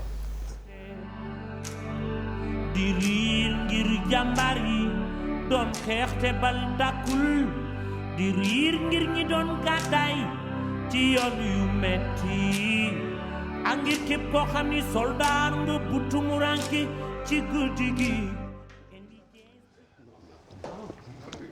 alors Ayub Maguette Sy moo jot Maguette Sy bokk ci commission électorale du parti démocratique sénégalais di kilifa si parti bi bokk si bureau politique bi secrétaire général adjoint au niveau chargé des élections ci biir parti démocratique sénégalais li nga xamante ne moom la ñuy waxtaanee xam ngeen ni boobu ba ñu ngi ci revue code électoral mais ponk bu nga xamante ni moo ci gën a fës wala bokk na ci gën a fës ki nga xamante ne d'accord ñu si mooy li ñuy woowee double nationalité bi nga xam ne dafa am coppite gu ñu bëgg indi ci wàllu code bi maanaam képp koo xam ni yor nga ñaari nationalité par exemple nga nekk sénégalais ak français bu fekkente ne nii da nga bëgg a bokk ci jongante njiitu réew faaw fekk na bàyyi nga sa nationalité beneen bi juróomi at ci ginnaaw ñii d'accord ñu ci mu indi coow ba ñu ne sax dafa am ñaar ñoo xam ni ñoom la ñu ciy ciblé pour jëm leen a gàllankoor tudd nañu turu Karim Wade tudd nañu turu Abdoul Mbaye j'ai sifflé prip jërëjëf Diakhaté parce que nii nga introduire sujet bi am na solo mais séntuwuma ko woon nii parce que jëkk nga wax revue du code muy lu am solo rek nga daal di wax double nationalité parce que double nationalité bi mu ngi mel na soo tiimoon sa ñam bu neex ngay lekk di lekk ba mu dem ba ci jeexulukaay bi nga gis fa benn karaw bu ñuul ñun sujet double nationalité bi noonu la mel ci revue du code bi parce que du woon sax point de discussion donc warul masquer liggéey ba nga xam ne bi def nañ ko ci revue du code bi te man su ma fi toogee tey lu ma war a jëkk a def moo di delloo njukkal ñëpp ñu participer woon ci commission technique chargée de la revue du code 2016 parce que xam nga lu tax lu am solo la ci réew mi oui parce que saa yu Sénégal defee ay réformes dañuy adapter le système électoral donc au système institutionnel bul def ni aaw lakkali olof waaw mani waaw saa yu ñu soppalee Sénégal lu muy doxee jël ay mesures yoo xam ni day tax sénégalais yi mën a dugal seen loxo ci réew mi nu muy doxee oui nuñ koy tekkee moo di élection donc dañuy may citoyens yi ñu mën a am gis-gis bu leer ca jamono bu ñuy tànn ñu leen di jiite oui. donc loolu moo soxla revue du code. parce que depuis 91 ba léegi yéen a ngi dégg ñuy wax code consensuel. lu ko indi c'est parce que dañu permettre acteurs politiques yi administration bi société civile ak institution ya nga xam ni dañu participer ci contrôle ak observation des élections ñoom ñëpp ku nekk dugal ci sa loxo parce que gouvernement bi moom moo yore bépp texte bu ñuy soumettre à l'Assemblée nationale code électoral loi la su ko neexoon mën na administration bi rédiger ay textes rek yóbbu ko Assemblée nationale ñu voté ko sans demander l'avis des acteurs politiques su leen neexoon mais xam nga lu muy jur ay contentieux ak ay problèmes instabilité sociale donc avec le feu Kéba Mbaye le juge Kéba Mbaye yal na yàlla dolli leeram amiin moom moo fi jëkkoon piloté la première concertation bu indi le code consensuel de 1992 boobu ba léegi pratique boobu ñu ngi koy wéyal moo tax Sénégal tey ji du pratiquement dootu leen dégg élection yu am ay contestation dootu leen gis élection ñu voté ba pare nit ñi nekk ci mbedd mi di toj wala di yàq wala di lakk loolu moo tax ma bëggoon insister ci importance su revue code bi alors le 16 juin la ñu commencé travail bi ba mercredi 3 août si la ñu pare 12 points de discussion lañ doon waxtaan si ngeen paree ndi si la ñu paree ndi effectivement parce que pareegul c'est pas fini non parce que du pare en fait d'ailleurs ñu ngi demander pour ñu institutionnaliser ce système là oui bañ di toog ba ñu def benn révision ñu convoquer commission bi mais ñu koy def régulièrement alors donc dañu xaarandi dañu taxawandu pour le moment parce que urgence yi moo doon ñu travailler sur question ya nga xam ni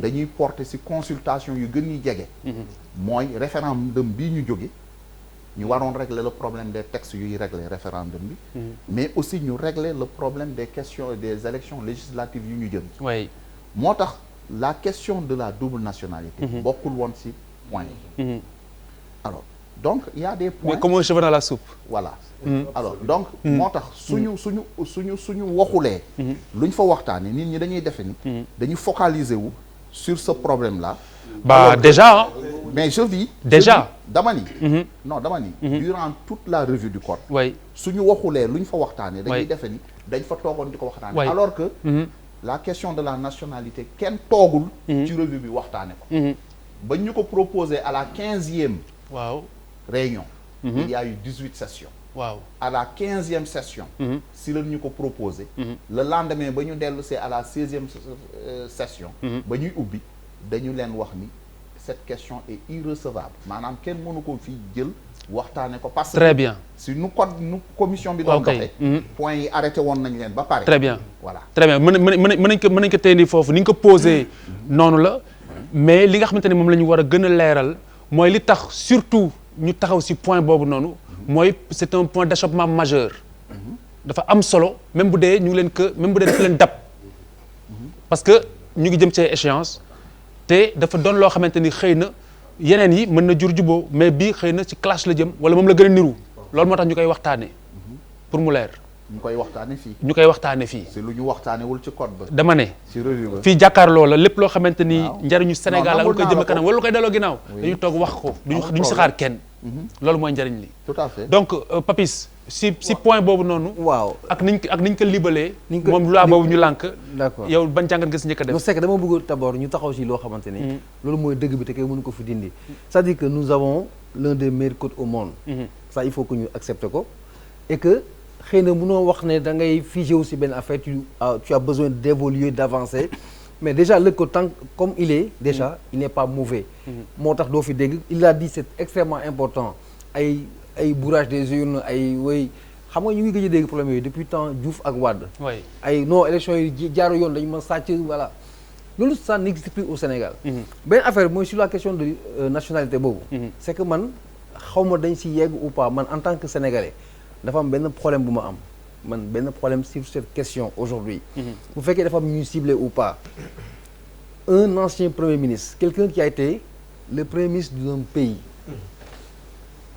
échéance électorale am amul benn droit civique wala dara bu koy empêcher nga andi problème nationalité alors qu'il a été ton premier ministre. C'est contradictoire, c'est pas cohérent. Mais attention njort la loolu njort kese la. Laisse-moi dire ce que je pense. dama commencé premier ministre c'est pas parce que c'est Abdou Mbaye je l'ai jamais vu physiquement dans ma nii mosuma ko gis. C'est pas par rapport à lui mais par rapport ak statut bi.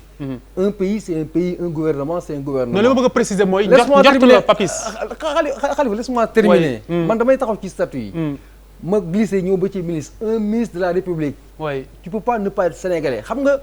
dama doon déglu keroog Alain Foka muy rappelé Gnassingbé Eyadema au Togo avant mu ñëw au pouvoir que ingérence française bi que même l'armée était gérée par des tubaab machin loolu amoon na avant le du temps du colonialisme wala post-colonial un peu mais les gens sont souverains sur la base d'une nationalité boo am nga exercer des fonctions aussi importantes que celles d'un premier ministre ou d'un ministre pour des questions X ou Y au bout du temps ñu ne la amatoo mais profil présenté wu pour man ça pose problème te gis nga jag-jagal boobu moo daloon am na ñu mu laal les histoires d'identité nekkoo ko bokkatoo fi mooy li amoon Côte d'Ivoire oui tout à fait alors Papis mais juste pour repréciser affaire bi li ñu ne dañ si viser Abdoul Mbaye wala Karim Wade njortu kese la ñoom newuñu à ce que je sache newuñu loi baa ngi nii c'est pour diw ak diw bañ a bokk loolu rek laa doon préciser moo tax ma ne pertinence réponse bi c'est justement ça très bien bu fekkee ne njort la mais ma ne munoo am quelqu'un mu nekk sa premier ministre au Sénégal nga jékki-jékki di wax mënatul nekk del parce que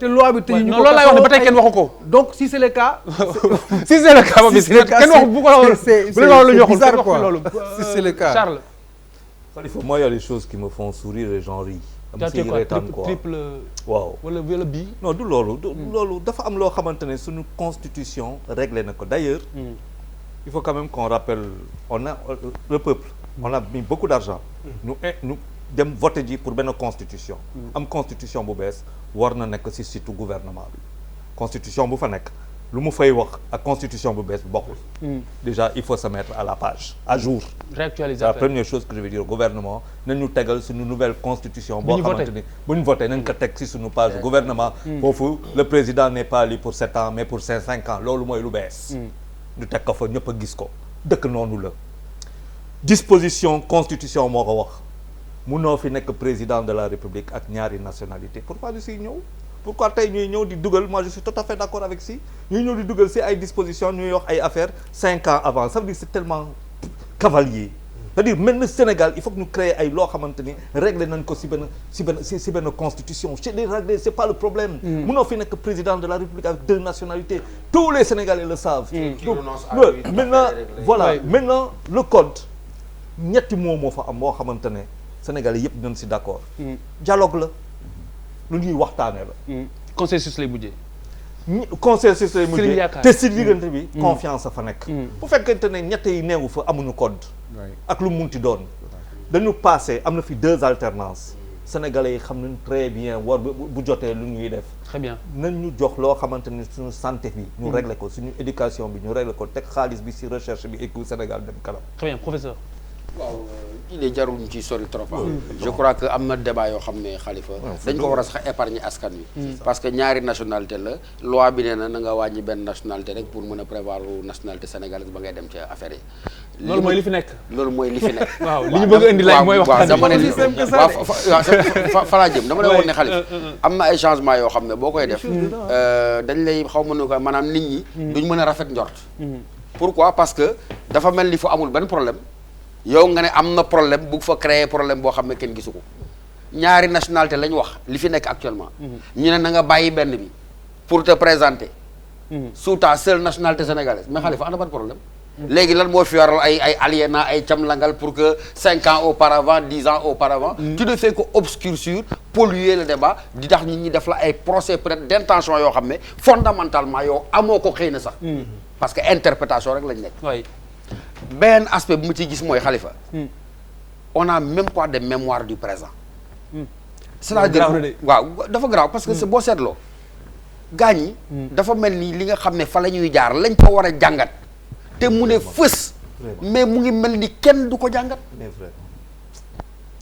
li fi am bu am mooy njuut njaaj calcul intérêt politicien personnel moo sànq ñi fi jaar yëpp jël ko ca Senghor ñun Senghorien lañ nous devons une dette intellectuelle énorme waaye lan moo gàkkal tuuti woy bi Charles nga baal ma ba mu bëggee dem article 35 en cas de vacance du pouvoir celui qui occupe le truc par intérim c'est le premier ministre article 35 moo ko créé de toute pièce moo yàq woyo c'est vrai pour teg fi ki mu fi bëgg a teg dem jeex na nga jógee foofu ñëw ca Abdou Diouf ba mu ne man diw laa bëgg moom moo nekk sama dauphin yaakaar ni la amoon ci moom fàtte ni peuple bi romb na loolu sur le plan politique en terme de maturité mu créé congrès sans débat ni diw Moustapha Niass jaar nii Djibo Ka jaar nii mu dem ca élection ñu ñax ko waaw mais Ndeye Mbili ji moo woote Ndeye Mbili jee woote waaw kii Benoît Sambou waay sama proposition bi sama jaamu jolaal asalaamaaleykum bàyyi ma yeggali bala moo ñëw asalaamaaleykum honorable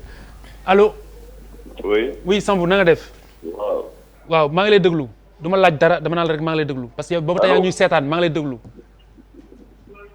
ñu ngi lay dégg way maa ngi lay dégg da ngay déglu ak sa téléphone bu baax yéen ñëpp voilà ñu ngi lay fay bu baax di nuyu ñu nekk ci plateau bi ñëpp di leen parfait sant bu baax a baax di rafetlu émission bi comme d'habitude voilà mu ngoog donc dafa mel ni su ma tënkee je mets les crochets sa yëf la ñuy waxtaane nii damay nuyu tamit bu baax sama naataango sama xarit Maguette Sy très bien di rafetlu nu mu aborder question bi parce que dañu bëgg coow bu ñu bëgg a indi dafa di nekk loo xam ne classe politique bi ak Sénégal yi la concerné te vraiment def nañu weer boo xam ne waxtaan yu rafet ci lu jëmale démocratie Sénégal kanam ci lu jëmale sunu code kanam am na ay ponk yoo xam ne d'accord nañ ci am na yoo xam ne d'accord guñ ci ndax revue bu ñu def dana am loo xam ne dinañ ko d'accord leneen duñ ko d'accord li mu wax Maguette ma koy rafetlu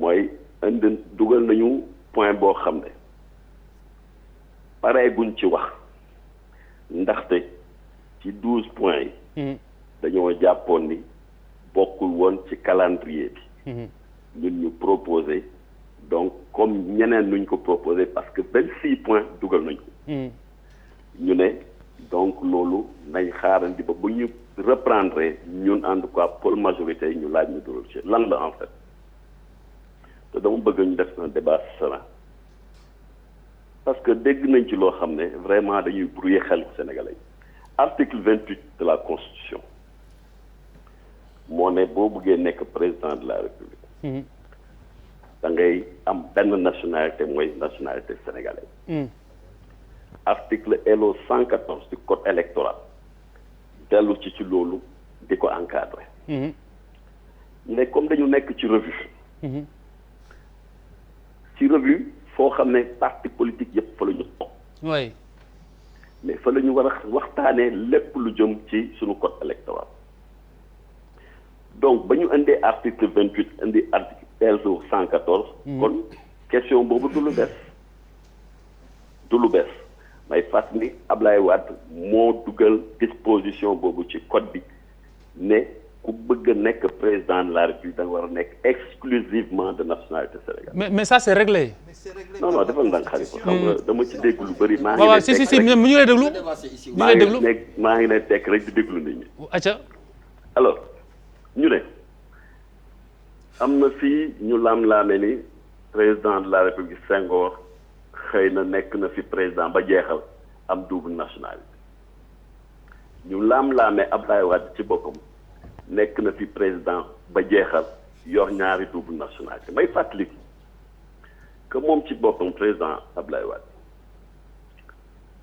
moo wax indi suuli woon na fi benn débat ci bu demee noonu ñuy laam-laamee ndax nekk na nu mu tëddi am na double nationalité.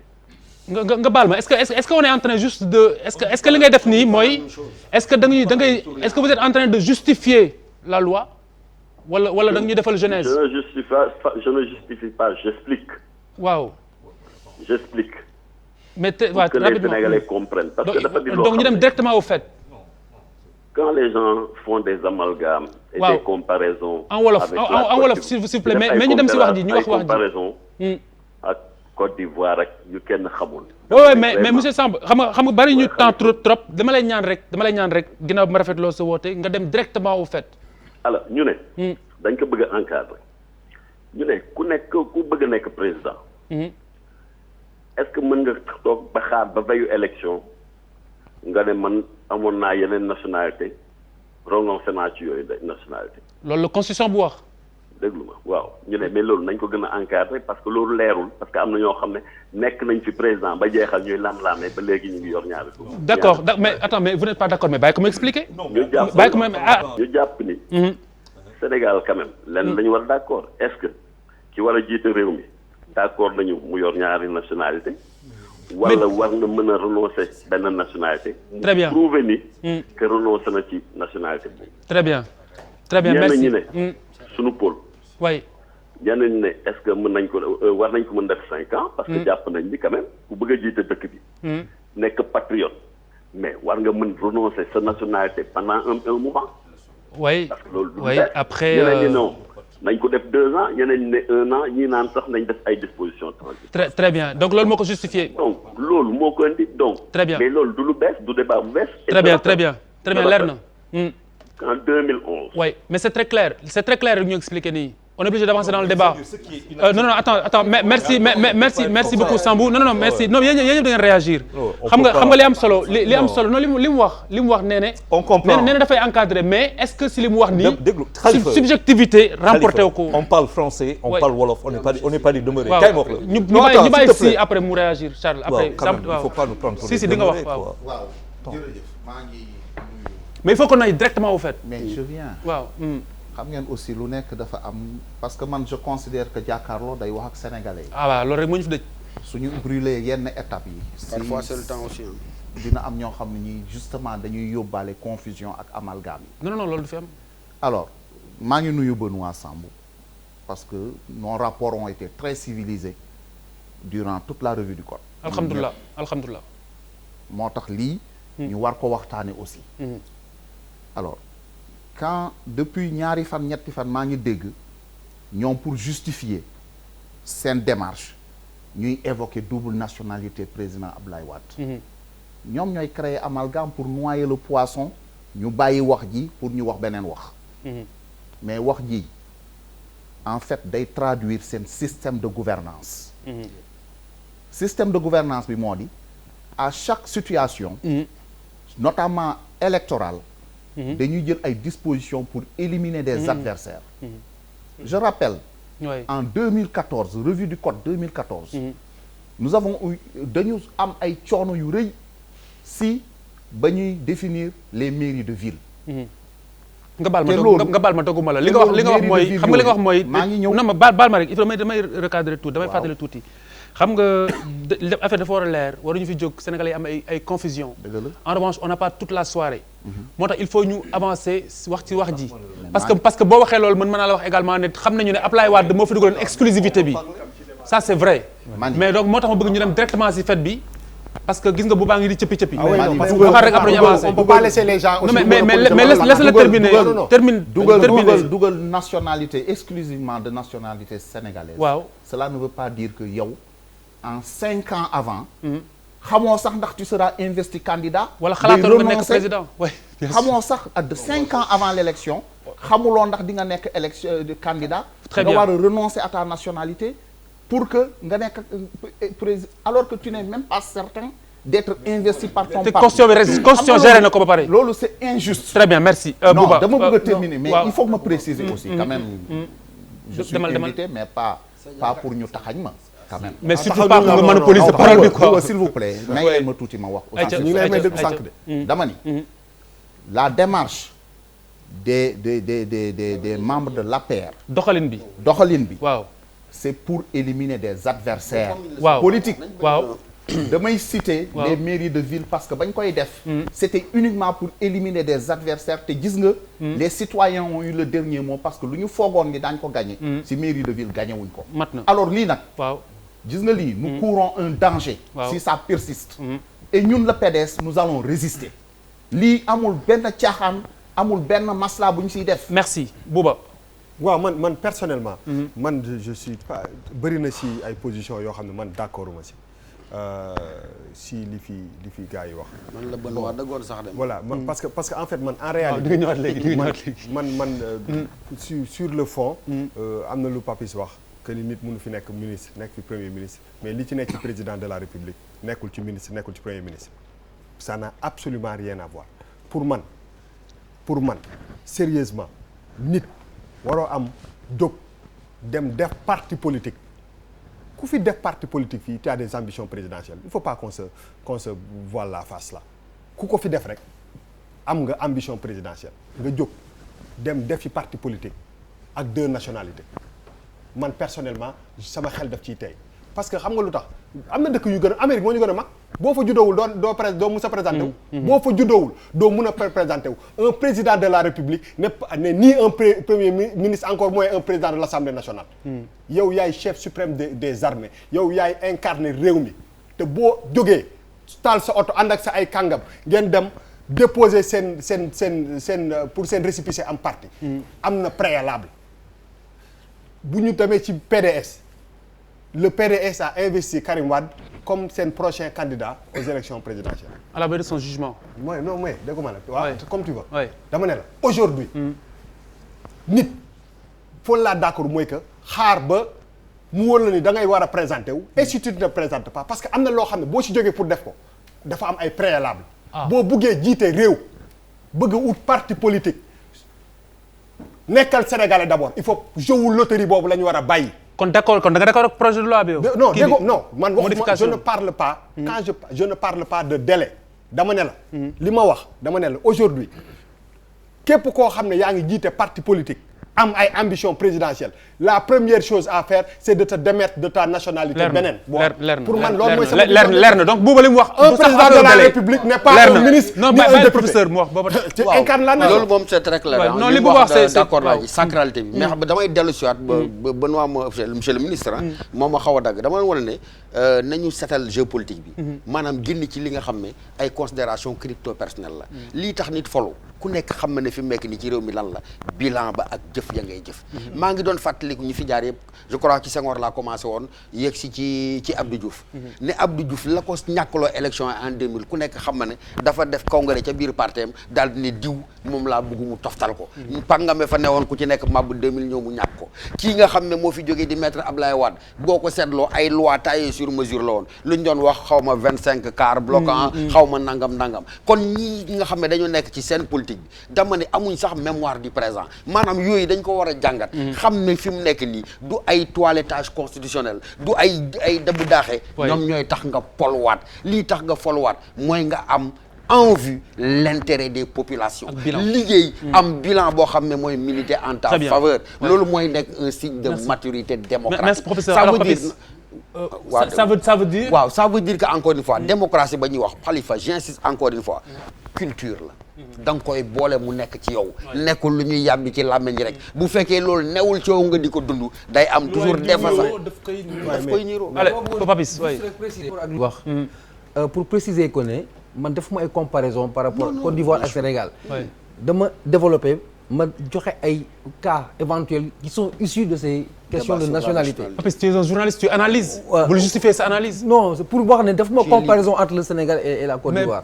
C'est pas grave ay recoupement et puis je les ai exploités. Maintenant, pour revenir sur li Bouba wax léegi, il est heureux qu'on ne soit pas d'accord. Je suis formel, sacralité bi comme tu l'as dit, mais c'est essentiel. Mais le président de la République, il n'est pas plus sénégalais que président de la République, njiitu réew mi gënul nekk sénégalais apprenti bi dawal di dem yoonam. Tigi moom il a la sacralité, on le lui concède. Mais pour autant loolu moo tax nationalité sénégalaise am boobu moo tax mu mën a aspirer aux fonctions de chef d'État. C'est aussi valable qu'un premier ministre dont le président il arrive devant en termes de rang et de sacralité. Très bien, mais très bien. Alors non, c'est que non, waxtu yu moo jeex maintenant. Attends, Khalifa, il faut que je termine. Non, la je suis obligé de te couper. Non, moo tax ma ñëwaat di wax ne moo tax ma ñëwaat ne mënuma comprendre quelqu'un mu nekk ce premier ministre parce que il est sénégalais. Non, Bouba. Merci. Tu peux pas être japonais nekk ministre au Sénégal. Merci. Alors ci nganale gi bu dee am na loo si bëgg a wax parce que booba tey waxoo wala am nga droit aussi bañ si wax. Non, si plateau bi am nga droit bañ si wax aussi. Oui, enfin. Parce que nous la fii am nga droit bañ si wax. maa ngi ci biir mais c'est-à-dire que loolu. la question là ni ñu ko waxee c'est bu ñu demee ba léegi alors que c'est réglé par la constitution. waaw ñu bokk ci mais c'est très bien alors Charles 30 secondes loolu kenn mënu ko nangu quand même. 30 secondes après qui réagir. à la limite même c'est de l'enfantillage. dafa am loo xamante ne cela relève boobu lu muy wax de l'éthique et de la morale politique. ça veut dire mënoo nekk chef de parti bañ a nekk sénégalais exclusivement et je suis totalement d'accord. donc voilà kon kay nañ dem ci ginnaaw. non attendez ça veut dire moi je veux dire quoi c'est tellement superficiel ce pays. comment votons le 26 mars ñu voté benn constitution dans laquelle on ne met pas ce truc là. bëgg ñëw après pour nous regarder par rapport à des élections qui se tiennent dans 3 ans. bëgg a indi coow. merci beaucoup alors réagiral après mu poser sama dernière question. proposition bi ñoom ñu way suñ ko defoon ci référendum bi. oui est-ce que ba sénégalais yi adopté ko. kenn du ci wax. très bien consensus kooku benn la. léegi nag dire que nekk chef de parti. politique uniquement parce que da nga ko nekk da nga war a aspirer nekk président c'est pas exact. xam nga lu tax. xam nga lu tax. non quand même. pour être candidat à l'élection présidentielle. il faut que ñu investir la te il faut nga mën ko. non je sais que Bouba est braqué contre les partis politiques. mais mënoon na am la même analyse en direction des ONG. déglu ko mënoon nga am la même analyse. mais déglu ko mais Bouba déglu ko. pour être objectif. Bouba gagnerait à avoir la même analyse. en direction des ONG et des organes de presse. Il n'y a pas plus de partis que d'organes de presse. Non, c'est problématique. Alors, donc, suñ dee wax. dañu war a wax objectivement. Chef de parti. Oui. Ce n'est pas nécessairement parce que nekk nga chef de parti politique que nga war a renoncer à toutes tes nationalités parce que di nga nekk président. Alors, que fait-on maintenant des candidatures indépendantes? Tey jii chaque Sénégalais est potentiellement présidentiable. Alors, donc ça veut dire que même ñu amul ñi parti politique. dañu war a renoncer. alors si à leur nationalité. Bouba noppil waaye Bouba noppil. 5 ans avant. si déglu ma 5 ans avant. si may ma la moitié des candidats duñu xam si may ma de man maa war a wax. si may ma wax la. je pense qu'il faut dama lay laaj objectif. dama lay laaj pour ñu terminer pour ñu dem suñu dernier chapitre. li ma la laaj mooy point bi nii. naru leen si dellu gannaaw maanaam buñ ko dindiwulee affaire bi fii lay consensus du am ren. gis nga lii waaw. ñun duñu ci wax. sénégalais yee ko moom. gis nga fii kenn mënu fi def une sénégalité. gis-gis ñëw na. am na ñu ko defoon ivoirité. gis nañu Benoît Sambou loolu lay bañ de loolu professeur léegi mu koy bañ. allez gis-gis ñu dem. ngir jàmbaar yi doon xeex te bal tàkkul di riir ngir ñi doon gàddaay ci yoon yu met. alors ñu commencé ak président Macky Sall mu ne. moom du dafa contre syndicalistes yi waaye faudrait pas que ay groupe parce que mën nañu yuuxu ci kaw ñëpp dégg leen di akimoo mbooleem ressources yi nekk ci réewum Sénégal laaj na gouvernement bi ñu bañ a signé ti benn engagement boo xamante ni mënuñu koo respecter. tigi nee na tigi. waaw le rôle de matuwaayu état daal mooy nekk juste milieu. maanaam diggante li ñuy laaj ak li mën a nekk. très bien te c'est important. man en tant que jàngalekat bu ma déggee mu ne. signer des engagements possibles à respecter. alors Aliou. li mu wax yëpp looloo ci am solo signer des engagements parce que dañuy naxaate parce que ñoom dañu yaakaar ne comme ils sont de l'autre côté. ñoom ñoo gën a jàng ñoo gën a muus.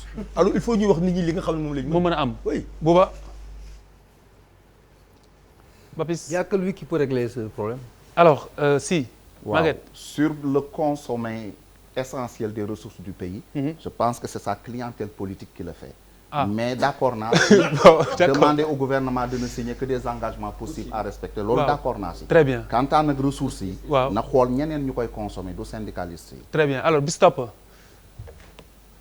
Bistop Abdoulaye Wilane mu ne mu ngi wax ak ñi nga xamante ni dañu beru ci biir parti socialiste mu ne bu fekkente ne ni dañu bëgg indi ab xaajaloo bëgg xaar parti bi ñaar nañu xool démb ñi ko jotoon a def démb maanaam ci parti bi fa ñu mujjee. Bouba. gars yi de bu ñu bëggee li ñu bëgg ñu am ko il faut ñu jàmbaar parce que PS bi Wilane bokk. APR la bokk. donc bu gars yi bëggee PS nekkaat PS. il faut ñu takk seen fit foqati parti bi ci bopp. xanaa. oui vas-y. dellu xool scission bi yéen moo nekkoon causes yi. comparé ko ak les causes qui pourraient motiver la scission. très bien si. Wilane comme ñun. comme tous les hommes politiques. war nañu xam ne une scission day affaiblir parti. oui. Wilane moo la gën a xam ne la scission est de fait. am na ba pare. absolument Charles. je pense qu'il y a deux PS maintenant. jurisprudence Moustapha Niasse. lenn rek moom métti mooy li fi Birima nekkul pour wax si. parce que c'est une question qui le sensibilise. je suis persuadé que fa mu toog toogul taxawul. mais mu ngi ñëw. toogul taxawul waaw baax na il nous manque quand même. bi si topp alors Abdou Mbow mu ngi wax ak Nafi Ngom Keïta mu ne xamul nan la kilifa gu am dayo bi mu am di mën a siiwal bataaxal boo xamante ne nii bataaxalu secret la maanaam bu mën a yem ci diggam ak njiitu réew mi mu ko yónni woon Papis. waaw question bu mata laaj la de. bu fekkee ne noonu la demee c'est vrai. si. man je pense que Nafi Ngom Keïta est une grande personnalité. dañ ko war loolu koy wax na ko daf ni xamul lu tax. maa ngi ñëw. je pense que xam na ay responsabilités am na le sens des responsabilités. donc su ko publier moom moo comprendre mais Nafi Ngom Keïta xam na lu tax mu def. très bien Bouba. bon man je pense que à la limite li may jaaxal rek mooy que à chaque fois c'est les mêmes personnes. qui défendent toujours l'indéfendable. je pense que aujourd'hui le cas de Nafi Ngom Keïta. kenn d'accordul si ni ñu ko jëlee foofu loolu mooy baatam line bi leneen lu ñu ci jéemal taftal pour moi ça amul sens. Bon, du point de vue éthique, publier une lettre confidentielle, c'est pas acceptable. Maintenant, quelles sont les raisons de fond? Maintenant, lu tax ñu def ko comme ni ñu ko waxee peut-être loolu lañ jar loolu lañ jar a gëstu. waaw mais daal lettre confidentielle moom. Éthiquement parlant. maanaam bu ñu ko xoolee bon éthique jeune. pour wane ko ci. loo xam ne dañ ko war a waxtaanee ci biir nag nga fësal ko. loolu moom du lu xel mun na nangu daal. waaw du lu xel mun na nangu. Charles. c'est cruel. c'est cruel alors ñu ñëw si bis topp alors Mame Gor Ngom journaliste suñu confrère mu ngi ko wax ci sur sa page Facebook mu ne ci même interview bi Abou Abel Thiam bu ARTP les mêmes mots maanaam benn interview la boo xamante ne nii feeñ na si 4 quotidiens sénégalais waaye même mots yi la même question yi moom daal affaire daf ko jaaxal daal waaw loo si xam. man lire naa ñaari quotidiens yoo xam ne c'est le même contenu. maintenant est-ce que c'est une interview wala dañ ko def public xam nga leen ko defee dans votre jargon. mais en tout cas ça pose problème. parce que interview quand même bon pour ne pas entrer dans le secret de votre métier. da ngay dem seeti li nga waxee du secret. waaw man daal gis naa ko ci ñaari journaux quand même les mêmes contenus les mêmes mots. Charles. Chapeau à Abou. À qui? À Abou? C'est une prouesse ça? Qu'il arrive à mais ça. chapeau en quoi? Mais c'est un homme de communication. Ah d'accord. Bouba. waaw mais dégg man la xam nga dafa am ñoo xam ne je pense que dañuy jege président Macky Sall. c'est-à-dire que ils font tout pour faire bonne impression donc maintenant bu ñu jëlee presse bi dëpp leen parce que jël benn article dupliquer ko ci 4 kii responsabilité bi njëkk engagé wu muy c'est la responsabilité de la presse te loolu il faut ñu nangu ko quel genre de presse lañu am. oui en fait lu si bizarre. professionnellement peut-être lu si war a mën a bizarre mooy que l'ITV ne soit pas sourcé parce que boo jëlee. du conférence de presse. Quand tu fais une interview mu ne exclusivité am naa droit de prendre ko mais ma sourcé ko. donc techniquement xam nga li ma lay wax. tout à fait voilà man foofu laay yem. voilà tout à fait si. si man vraiment je pense que waaw ça relève d'une technique. bu ma maîtriser wul. bon moo tax quoi du ma si sori. très bien donc bu fekkente ne ni des na benn ñu jeexale ko. laata ñuy tàggoo muy maître El Hadj Ayeboun Malick Diop ci wàllu grève bi nga xam ni SYTJUST mooy liggéeykatu syndicat yi si liggéeykatu justice bi grève woon nañu ko ñetti fan yoo xamante ne nee ne nguur gi ñàkk na si fanweeri milliards de francs CFA si ñetti fanu grève Papis. mais keroog wax naa la ko fii bi ñuy wax nga def ko gis-gis may wax maa ngi ñaan ngir yàlla loo xamante ne un pays comme le Sénégal. boo ko defee en une journée tu perds 2 milliards. ma ngi ko waxoon. waruñu grève dañu war a xool lu ñuy def ba war a mu wañ a bañ a am grève parce que les gens sont déjà dans ce qu'ils sont. bu si li yokkuwaatee ndóol bi mooy gën a compliqué. Maguette. 3 jours de grève ils vont être reçus lundi mënoon na bañ a am. oui. oui absolument parce que d'autant plus que li ñuy grève nii c'est parce que waa ji ki leen war a recevoir dafa bañoon. ci di leen dawloo. fondamentalement loolu la ñu wax. donc ba ñu perte 30 milliards ça c'est pas acceptable dans un pays où. 30 milliards c'est le coût d'une audience au Sénégal. ah man xaw ma 30 en tout cas 30 milliards mun nañ ca fay lu bari. c'est beau mais xam nga milliard mooy lan. milliard. da ngay jógee place de l'Indépendance. waaw di teg billet 10 000 ba Thiès. nga wàññi ko ba puut. loolu mooy milliard. mais loolu mooy milliard yow mais absolument aw. mais place de leen benn 10 000 ba Thiès tu reviens jusqu'à Pout. loolu mooy milliard oui donc 70 kilomètres plus 20 xaw ma lan. Charles impossible. 3600 milliards de francs CFA l'année. Presque le quart de notre PIB. Rapporté par la justice. On rêve ou quoi? Oui. waaw bu dee lii dëgg la moom je pense que. mais mënul nekk dëgg. voilà 3600 milliards. estimation la. c'est une estimation la. mais tu le multiplies par 360. si ñaari côté yëpp. ku perte loo Sénégal 30 milliards. j'espère que jar na ko quoi. vraiment j'espère que c'est pas sur des détails ne j'étais pas disponible ou pas. alors Alioune Aw direction générale de la santé bu ministère santé ak action sociale du coordonnateur cellule médecine traditionnelle. gént naa ne di nga ñëwaat toog si plateau bi parce que am na leneen lu ñu war a waxtaanee. oui absolument te bu dul loolu sax man sa waxtaan dafa ma neex. non ubbeeku nañ. voilà très bien. non amul problème donc il faut nga ñëwaat. non fëgg leen ñu alors Maguette Sy merci beaucoup.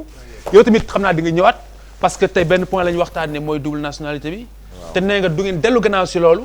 kon du ñàkk di nga ñëwaat waxaat si. parce que yaa yor mbiru élection si PDS. delloo gannaaw réew mi mel. Charles tu dis que c'est le parti hors du commun. le parti hors du commun xam nga Charles lu ko jaaxal mooy la mention du ministre Farba Senghor là. waaw moo ko jaaxal. ah pour lan dafa jàng am mention. mention hors du commun voilà il faut le faire. alors il faut le excellent week-end. mais jàngam la ah. ñi doon gàddaay ci yoon yu metti ak ngir képp koo xam ni soldat nga bu tumuranke ci guddi gi. and against the bomb the times of freedom. ci diggante Marak Massé. Les boissons gazeuses Punch vous ont offert votre émission Jàkkaarloo bi.